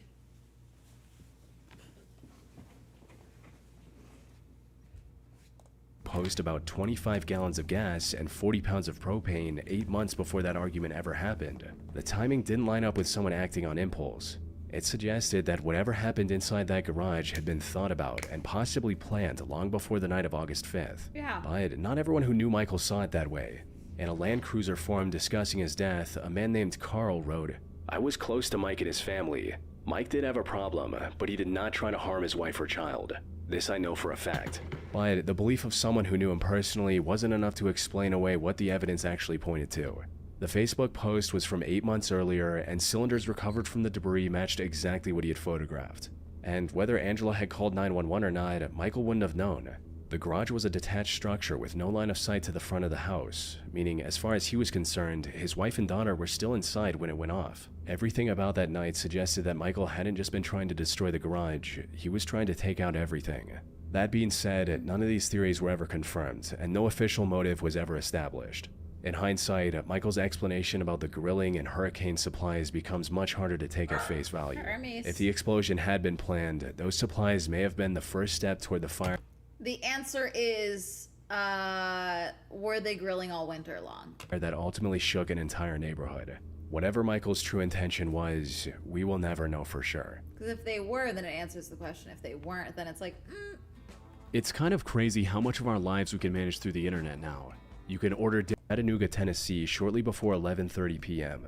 The following day was Thanksgiving, and Jasmine was expected to spend it with her family. Instead, her mother, Katrina Pace, received a text message from Jasmine's phone explaining that she had decided to stay with a friend for the rest of the week. Considering Jasmine had recently lost her grandmother to cancer, her family didn't immediately find the decision alarming.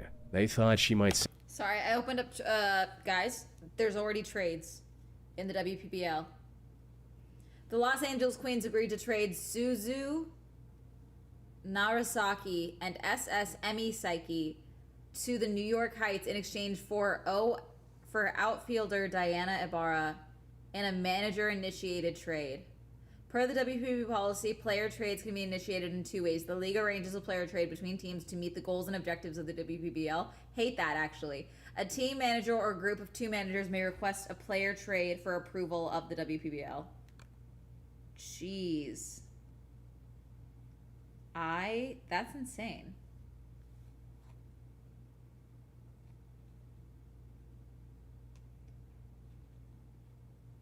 Sorry, I opened up Twitter for a second and that popped up.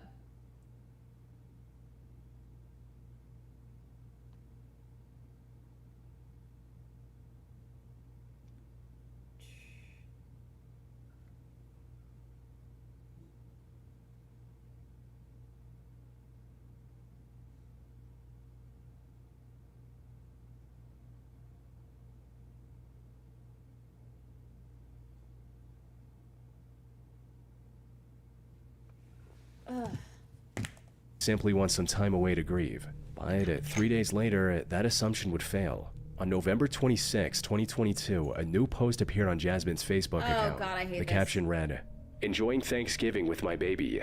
The post itself was a collection of random pictures and videos Jasmine had taken. On the surface, it was nothing unusual. But to people who knew Jasmine, the post didn't seem right. One comment simply said, "She didn't post this, y'all." Other comments pointed out that posting pictures like these were highly uncharacteristic of Jasmine. "I know Jasmine, and she would never post a picture of herself like this. It's too revealing, and she doesn't talk like that or tag her friends in a picture." Now, none of that proved anything on its own. It's not unusual for a 22-year-old to post something outside their normal habits or share photos they wouldn't usually upload. No. But one People are very much creatures of habit. Usually it's not a one-off post. If someone is changing how they post, it's usually like let's say you out of nowhere start posting something, there's usually like a chain of posts. It's not like a one-off, okay? The one post and people already are like, hey, this is crazy out of character. And it's one thing to post photos. No, you know what? I think I'm right.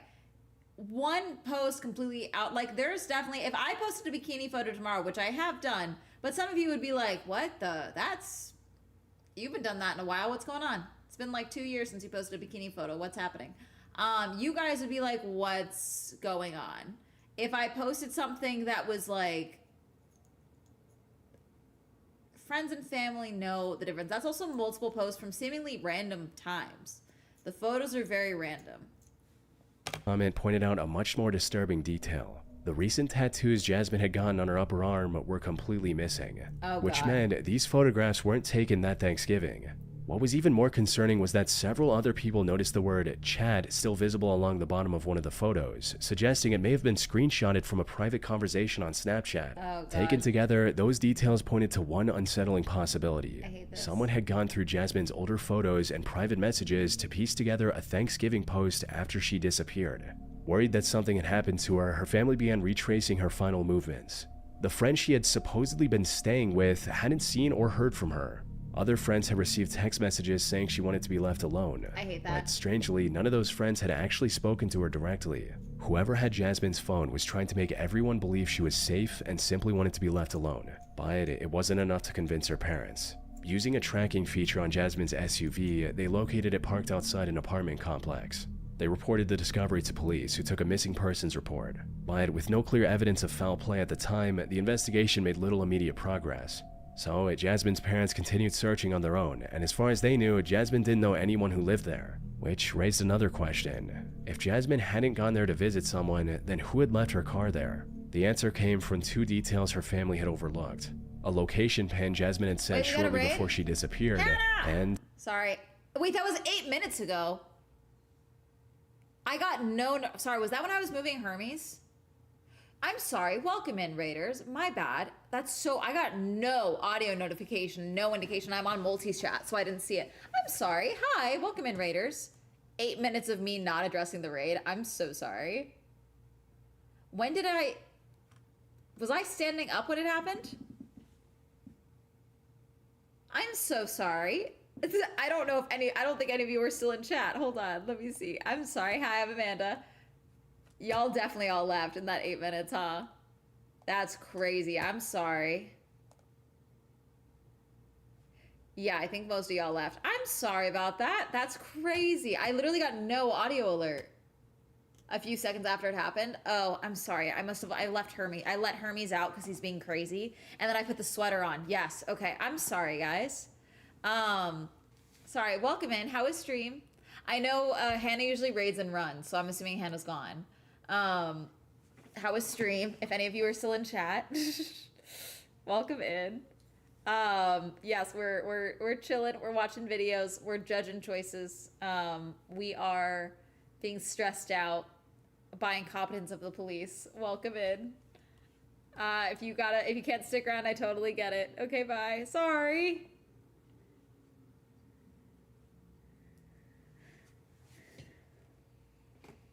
Hermes did this on purpose. Yeah, Hermes likes to ruin my chat engagement, always. Oh, God.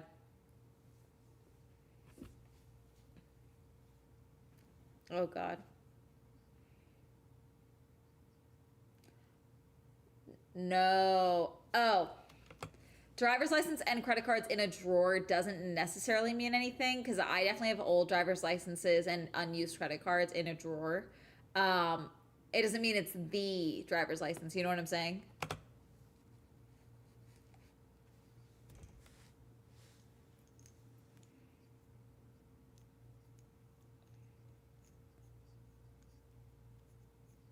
Yeah. Oh, sorry, chat.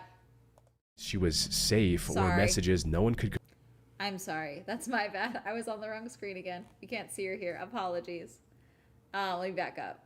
They got into her apartment and it was empty. Both details eventually led them to apartment number 210. It belonged to Jason Chen, a computer science student Jasmine had recently been seeing. When Jasmine's mother entered the apartment, she didn't have to search for long before realizing something was terribly wrong. Jasmine's travel bag was sitting on the kitchen counter, and her driver's license and credit cards had been left behind in a drawer.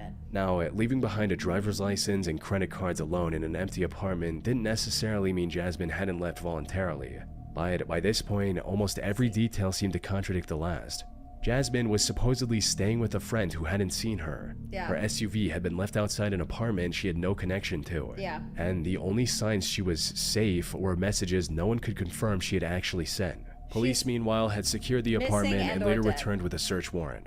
Unfortunately, every room they searched only made the situation worse. Oh, God. There was blood on the hardwood floors, between the bathroom tiles, and soaked into the bedroom carpet.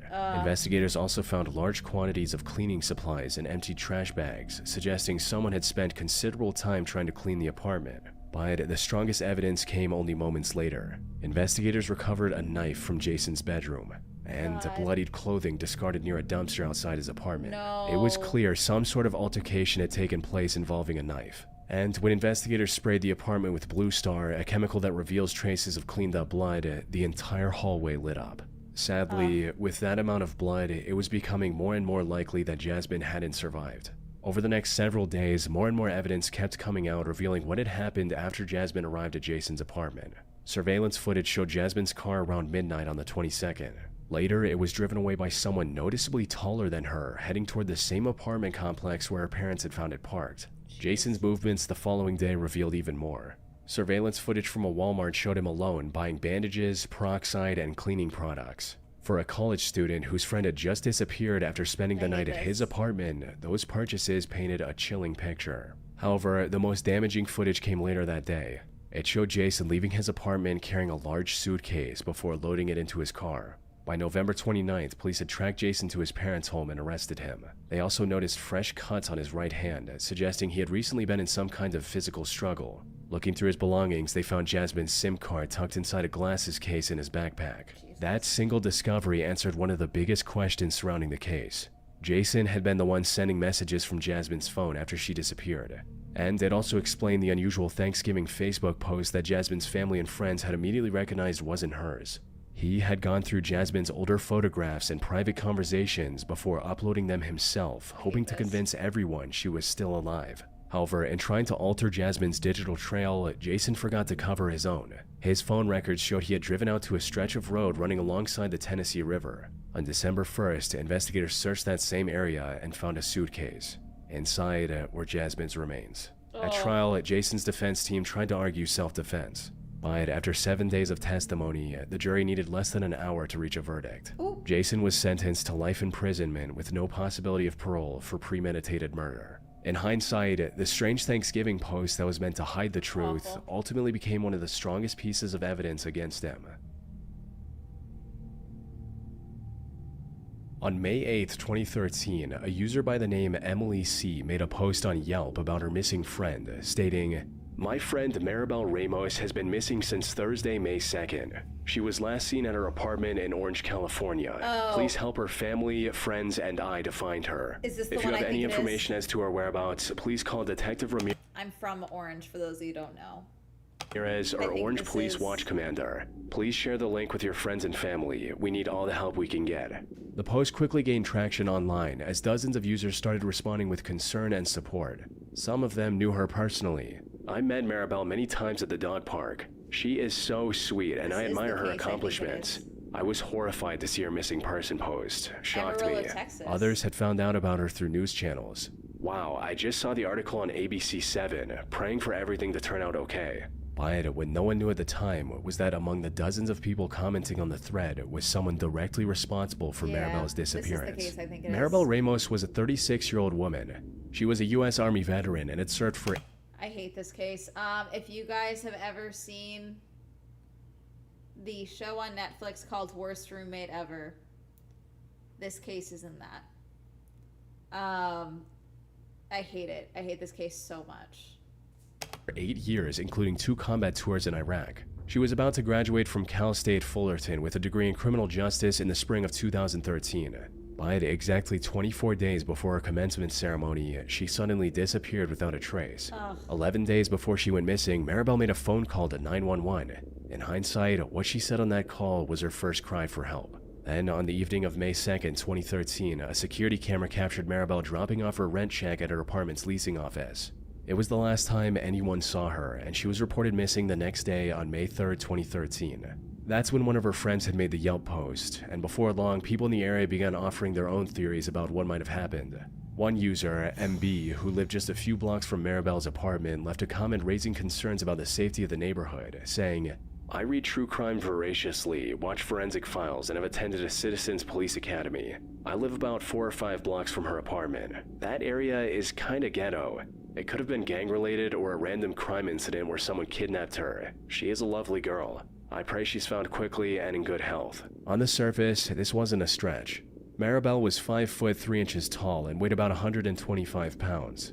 But there was a problem with that theory. When police searched Maribel's apartment, they found no signs of forced entry, no evidence of a struggle, and nothing to indicate that anything violent had taken place inside, which made it unlikely that a stranger had broken in and taken her. Instead, the circumstances increasingly pointed towards someone Maribel already knew. Police began looking into the people closest to Maribel, and her phone records quickly led them to her boyfriend, Paul Lopez. The two had met on Plenty of Fish, a dating site, and had only been dating for about a... Is this not the case I think it is? How many people have been murdered in my fucking hometown? month.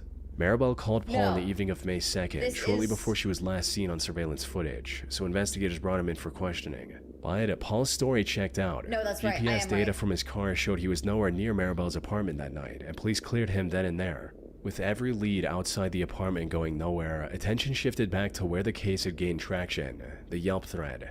While police had been working through suspects, the comment section beneath Emily's post had continued to grow, and people had already started noticing something. David, yes? One commenter going by the name KCK No, had been drawing attention not from David, several Casey. users. He appeared unusually insistent on proving how close he and Maribel were, even though nobody had questioned him about it.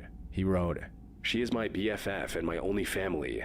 She is absolutely the best woman I ever met. We had so much fun together. I miss her so much. She always knew that I will give my life for her without any hesitation." On its own, the comment could have been written off as a friend in distress. But one user, Grant D, noticed something disturbing about the way Casey had worded it. "Am I the only one finding it odd that this KC posted here and used past tense to refer to Maribel? We had, she always knew, as opposed to we have or she knows." However, Casey quickly clarified why he had used that tense. "Grant, thanks for correcting my grammar. Yeah, that is my second language, and I still need help with that time to time." But MB, the same local user who had earlier suggested Maribel might have been the victim of a random crime, pointed out something else. Casey's profile picture. It showed Casey and Maribel together, with Maribel leaning closely against him. For someone who had publicly described themselves as just friends, MB found the photo unsettling. MB wrote, "Sorry, Mr. Casey, but the picture you use as your Yelp profile picture is kind of disturbing. I thought I heard you say on television that you loved Maribel, but you were just friends. I also read that her boyfriend was waiting for her along with her family at the softball game, so I find that picture a little disconcerting." Individually, none of these details proved anything, but viewed together, they painted a different picture of how Casey seemed to view his relationship with Maribel. Casey, meanwhile, defended the photo, saying he saw nothing wrong with using a picture of himself with someone he loved. Emily, who had created the original posts, had also seen Casey at a candlelight vigil for Maribel, and she had noticed something strange about his behavior. "Casey, I saw you at the vigil. Why did you sit so far away at a distance? Why are you uncomfortable?" What Casey said in response made the situation even more unsettling. "One of Maribel's family members asked me why I was there. Also, a verbal threat when I was there. I was uncomfortable that police are assuming or insinuating that I'm a suspect." I hate He then this, added, 'cause you "I did it." understand that we are all concerned about her, especially I am more than anyone else. Yes, she is my only family and I will give my life for her. Is that love? People can assume all they want and express their opinion." By this point, Casey was openly talking about police considering him a suspect, even though nobody on the thread had accused him of anything. I hate And this. despite all the attention his comments were getting, Casey kept posting. Eventually, one user suggested him to stop commenting because the more he tried to explain himself, the more suspicious he was starting to look. Shortly after, Casey disappeared from the thread. Casey was Maribel Ramos's roommate. His real name was Kwang Choi Joy, a 54-year-old who had been living with Maribel for around 18 months. Casey had met Maribel through a Craigslist ad she posted looking for a roommate, and the two began living together in 2011. Over time, Casey developed feelings for Maribel that she didn't return. He had seemingly become obsessed with her, going as far as getting cosmetic surgery to look younger and paying to take her on a cruise. But during this time, Casey lost his job and stopped paying his share of the rent. The two began arguing over money, and eventually Maribel told him he needed to move out. And this is when the 911 call was made. 11 days before Maribel disappeared, one of their arguments got bad enough that she called the police. "Why are you crying?" "Because I'm afraid." "What? Your roommate?" "Well, he is like a 3-time belt. He's Korean, so he's an older gentleman. But we had a discussion tonight, and I honestly felt like I'm just telling him that I'm not comfortable with him anymore, and apparently he's supposed to be leaving at the end of the month." By the time Maribel went missing, police already had reason to look closely at KC, so they placed him. I might be seen as strict and heartless. I don't care. If you admit to having feelings for me, we are never bunking together again. We are never living in the same home again. If I don't reciprocate, I don't care how easygoing you see about it. Nuh-uh. Nuh-uh. I'm strict. I'm strict. Okay? Because I do believe that resentment builds up over time. Them under surveillance. Casey began visiting the Orange County Public Library to use its computers. I hate this one. This one's crazy. An IT specialist monitoring his activity found that Casey had searched, how long does it take a human body to decay? Then he pulled up a satellite map of a remote area and zoomed in on a lone tree beside a road, almost as if he was looking for a specific spot. When the police went to search that area, they found a shallow grave hidden in the brush near the tree. The body in it was so badly decomposed that investigators had to rely on dental records just to confirm it was Maribel. The Orange County coroner spent 6 months trying to determine a cause of death, but the condition of the remains made it impossible. Despite that, the coroner ruled her death a homicide. Casey was arrested on May 17, 2013.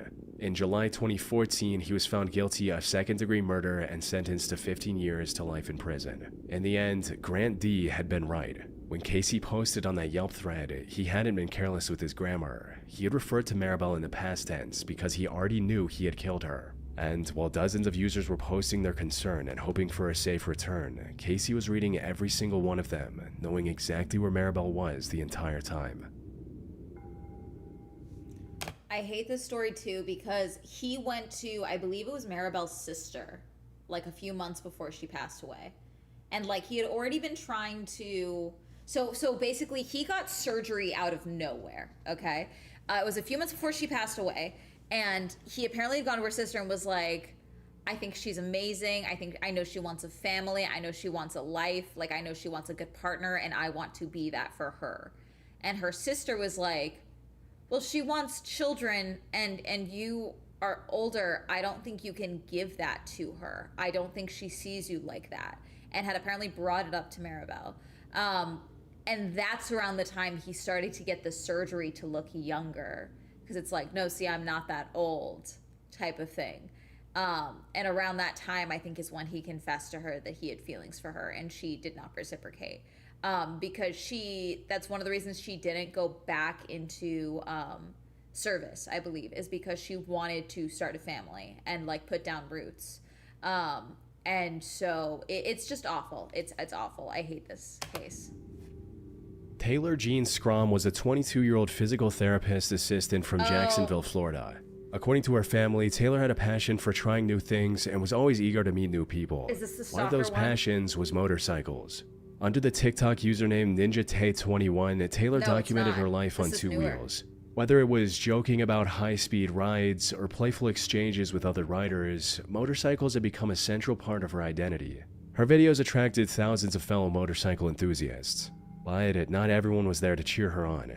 Some followers couldn't help but worry about how dangerous the hobby could be, with one commenter writing, "My mom was a paramedic, and the horror stories I've heard about not wearing the right gear on a bike is real. Yeah. Please be safe." But Taylor never seemed intimidated by those comments. She understood the risks and accepted them as a part of the experience, which is why she would occasionally joke about the dangers of riding. On May 23, 2022, she posted yet another video aimed at the people who kept warning her. The on-screen caption read, "You're going to get yourself killed on that." It was her way of expressing her frustration with those who constantly commented on the danger she was putting herself in. The TikTok caption even read, "I know, Karen, I know." Now, it's hard to blame the people who are worried.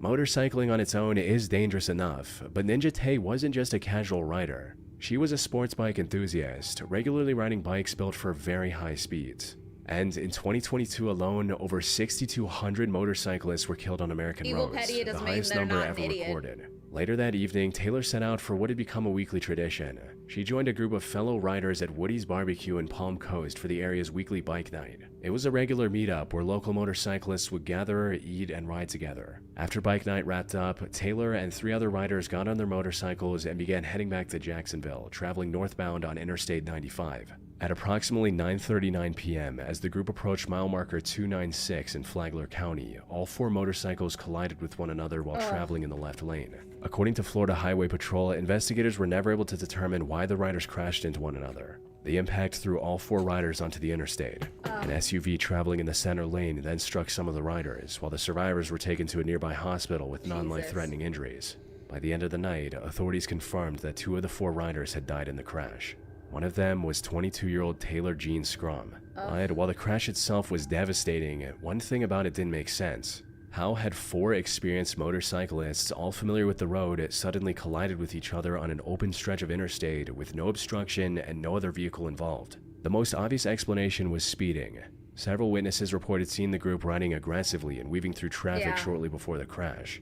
And All it given takes is Taylor's one online dude. presence, where high-speed rides and adrenaline-fueled clips were a regular feature, it wasn't surprising that many people felt the answer was obvious. Across social media, particularly on Taylor's last TikTok post, the prevailing opinion was that the riders had been pushing their luck until it finally ran out, with one commenter writing, "It gives me chills every time I hear about a biker death, then I go to their page and this is the last vid."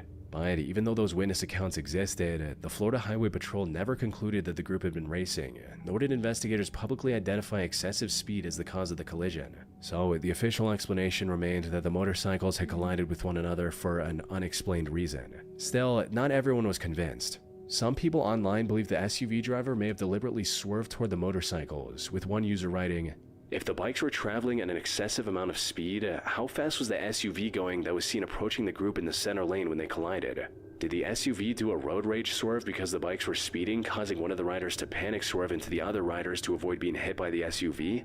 I ride, and I've seen people in cars do crazy things to stop riders from doing things they feel inappropriate. It's a thought." It was a reasonable question, but the physical evidence didn't support it. Investigators determined that the SUV only came into contact with the riders after they had already been thrown into the roadway. There was nothing to suggest the vehicle had caused the initial collision. Other possibilities that could have explained the crash, such as a blown tire. Because if you run into each other, if you're already in motion, you stay in motion for a while, okay? So like, let's say zoom, zoom, zoom, zoom, zoom, crash into each other. There's usually, you don't just like crash and then everyone gets thrown into the middle. There's usually a distance that's further traveled. Then they ended up in the center lane and the truck hit them, okay? The semi-truck hit them. So another car either could have brake checked them from up front, behind. One of them could have just been swerving or whatever and caused an issue. And then they traveled and then were hit. Because things take time. Or a mechanical fault that sent one rider into another were also ruled out. No defects were found in any of the 4 motorcycles, and no roadway hazards were identified at the scene. With every testable explanation eliminated, the Florida Highway Patrol was never able to determine exactly why the 4 motorcycles collided. In the days that followed, Taylor's social media was flooded with people returning to watch the final video she had posted just hours before the crash. What had once been a lighthearted joke aimed at the people warning her was now being watched as something else entirely. A memorial for Taylor Jean Scrum was held on June 17, 2022 at McDonald Funeral Home in Rock Falls, Illinois.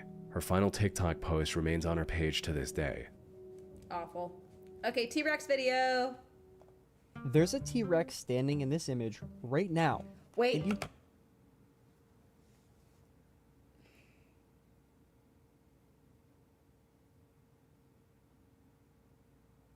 I hate this. Where is it? Like, can I actually see it? Or is this one of those, fuck you, it's behind a tree thing? Like, is it actually visible?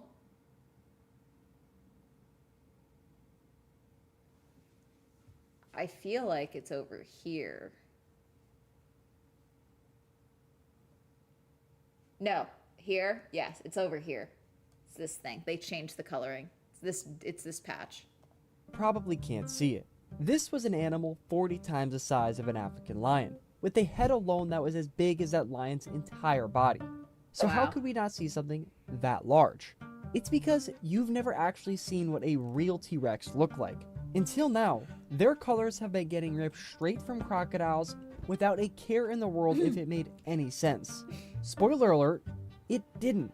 And by understanding real dinosaur color, and more importantly, how color actually works, I can show you the most scientifically accurate T-Rex ever made, wherever he is. I think it's this one. This is Borrello pelta, and it's I want to see this fossil so fucking badly. one of the best preserved dinosaurs anyone's ever pulled out of the ground. It measured 18 feet long and was covered in bony armor. It's practically frozen in time from the day I it want to see it in person so fucking badly. died 110 million years ago. So if any dinosaur was going to hand over its real color, it should have been this one. Except the only color we see is, well, rock. At least at first. Because I can tell you with 100% certainty, it was reddish brown and had a light belly.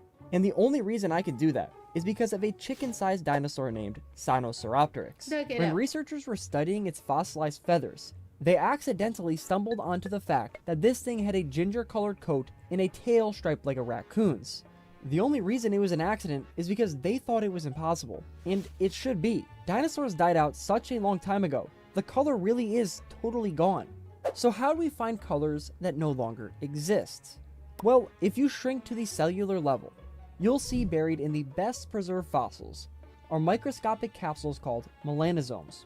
They're the exact same things giving your hair and skin its color right now. And lucky for us, the shape of the melanosomes determines the pigment. So all you have to do is compare the shape of the colorless, fossilized melanosomes to the colorful ones we find in living animals.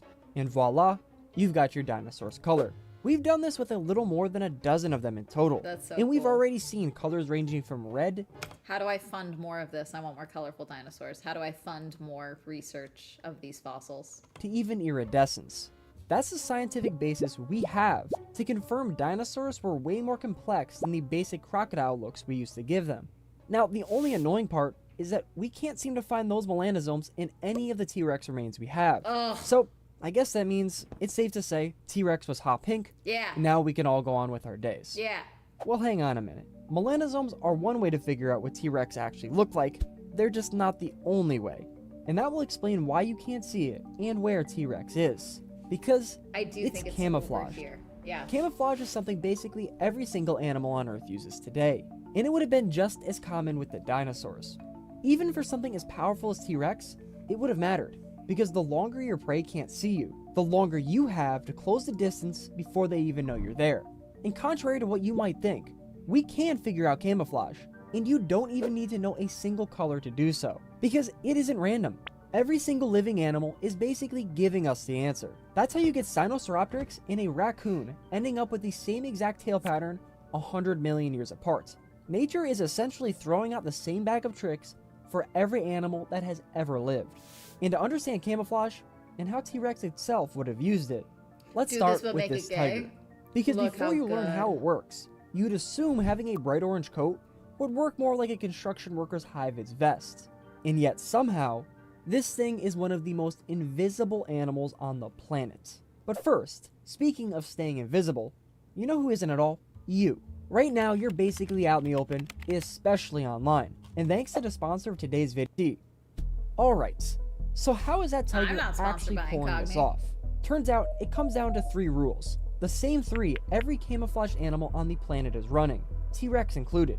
They start simple and get more complex as the environment does. This is the polar bear, and it's about as simple as it gets. Look at the Here in the polar Arctic bear. with all the snow and ice, the most effective camouflage is background I matching. love a polar bear. It When you're sucks that white they like the kinda snow, hate us. it's hard to see you. We actually think some dinosaurs like Eutyrannus, which lived in a seasonally snowy environment, might have done the exact same thing. But background matching might not work as well in places like a savanna or desert. That's because the sun's light will hit your back and cast a shadow underneath you. To your noob eye, that might seem like a little issue, but it's actually the difference between life and death. So animals evolved to counteract it. Their color literally does the opposite of the shadow. They get darker on top and lighter underneath. So now that shadow completely disappears. That's called counter shading. And it's exactly what was going on with Borealopelta in its light belly. In fact, this was such a common form of camouflage, we also see it in Psittacosaurus. It's one of the best studied dinosaurs ever found. In some of its fossils, it shows the identical pattern, a dark back and a light belly. Again, these things lived millions of years ago, and they are playing by the exact same rules as every antelope alive today. Today But years what old. works in the Arctic or a desert doesn't work in a forest. Think about it like this. When your background is changing all the time, if you're one solid color, your outline will be super easy to spot. So here, animals do whatever they can to get rid of it. Just like a game of Mecha Chameleon, they throw in some stripes, spots, and a few regular patches so that their outline breaks up and they blend in more easily. These 3 forms of camouflage are nature's versions of invisibility cloaks. And T-Rex would have used some combination of all 3. Figuring out which one worked best for T-Rex is basically the answer to what it looked like. Except, there's one more piece, and it brings us back to that tiger. Because now we have to stop looking at things from the human perspective. Just because you Colorblind. can see it easily, doesn't mean its prey can. Because to a Colorblind. deer, this is what that tiger would look like. Us humans can see in 3 colors, red, green, and blue. Every color you've ever seen Cones. is just a combination of those We got 3. the But most mammals cones. like deer can only see green and blue. So if you look at the color spectrum, this is the range they see. So anything outside of it just looks like more green, which is why the tiger looks orange to us, but not to the deer it's hunting. In other words, the tiger's color evolved in response to its prey's vision. And here's what that means for T-Rex. And it's also the part your brain, quite literally, can't even process. To a bird, you're basically that deer, because you're colorblind in ways you don't even realize. Birds see in 3 colors like us, but they also see a 4th with ultraviolet. That 4th channel opens up an entire... I lose sleep over the fact that there are colors that I can't see. Like, I do. I'm not colorblind, but I might as well be, because UV color, I should be able to see that, actually. I deserve it. It's cruel that nature made it so I can't. That your brain literally cannot comprehend. Trying to picture what UV looks like is like trying to explain red to someone who was born blind. Now, since birds are legitimate direct descendants of non-avian theropods, and since T-Rex was a theropod too, it's highly likely that T-Rex could have seen in 4 colors as well. You might be wondering, Jay, if we're trying to figure out T-Rex color, why the hell are we talking about its eyes? It's because animals that evolve to see into the UV spectrum often start to develop that same coloration on their bodies, which is why a bird that looks pretty boring to us humans might look pretty cool if we weren't colorblind. But that also means, even if a living T-Rex was standing directly in front of you right now, you still might not be seeing what it actually looked like. I hate it. So then, at least to our crappy eyeballs, what would this 40-foot long, 10-ton predator have looked like in life? That's exactly what Dr. George Hancock, a biologist at the University of Exeter who studies how animal camouflage actually evolves, set out to answer. They took everything we've talked about and then built a simulation using genetic algorithms to find the most effective camouflage in the exact dense floodplain forest T-Rex actually lived in. And after running it over and over, this is what they came up with. A T-Rex camouflage so effectively that even now, it's almost impossible to spot. So let's take it out of that forest. That's crazy. And this is what it would have looked like standing right in front of you. It's a big This watermelon. study found several color variations that could have worked, but every version agrees on the big picture. T-Rex would have used multiple forms of camouflage to close in on its prey. And terrifyingly, it likely used color disruption too, meaning it would break up its own outline, so you wouldn't even register how big it truly was I hate it. until it was already closing in on you. I hate that. Now to be clear, no one's found fossilized T-Rex melanosomes, but this is the first reconstruction built from the rules of evolution. So I think it's safe to say it's the most educated answer anyone's ever been able to give. But because we can't be 100% sure about the color, what I find most interesting is what happens when you strip the color away entirely. I hate this Even one. I in hate black this and photo. white, This is using the photo I nothing but the hate. camouflage. I hate this fucking photo, chat. This photo stresses me out. Because the thing is, because they have vision like we do, it's not prey vision. They have predator vision. So when a T-Rex is looking at you, it's looking at you. You're not like, oh, it's not looking at me. It just hears me. No, it's looking at you, and I fucking hate it. I hate this image. I'm glad, as much as I think dinosaurs are cool and I want to see one, I'm glad this fucker is extinct. I'm glad I am not on the planet at the same time as this motherfucking dinosaur, okay? Patterns alone, this is what a T-Rex could have looked like. I hate it. Also, this entire thing right I here hate it so was much. created in pen. So you should go support the real artist on Instagram, and I'll leave a link in the It description stresses down me the below. fuck out. Also, don't forget to check out Incogni for your own camouflage online. Okay, we might wrap it up because I'm actually very sleepy for some reason. I got up so early for that fuck ass event, which is what's so annoying. I showered, I did my hair, I did my makeup.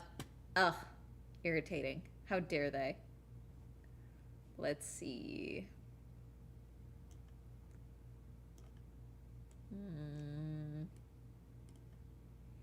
Okay, might call it. Yeah, might call it, chat. We call it. Let's see. Who can we raid? Hey, I'm glad 70 of you still stuck around. Thank you guys for hanging out with me tonight. I'm just sleepy. Oh, we haven't raided. Oh, it's Raph and Game Pass Dad. Here we go.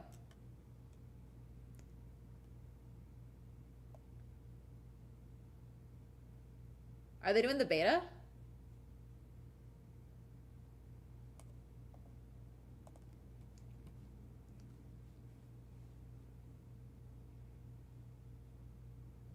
No, War Dogs. He's playing War Dogs. All right. Have fun. Bye. Enjoy. I'll see you guys tomorrow. Most likely. Oh, we'll be live first thing in the morning for the quali.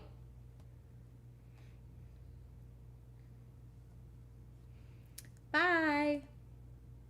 Thank you guys for hanging out. Bye.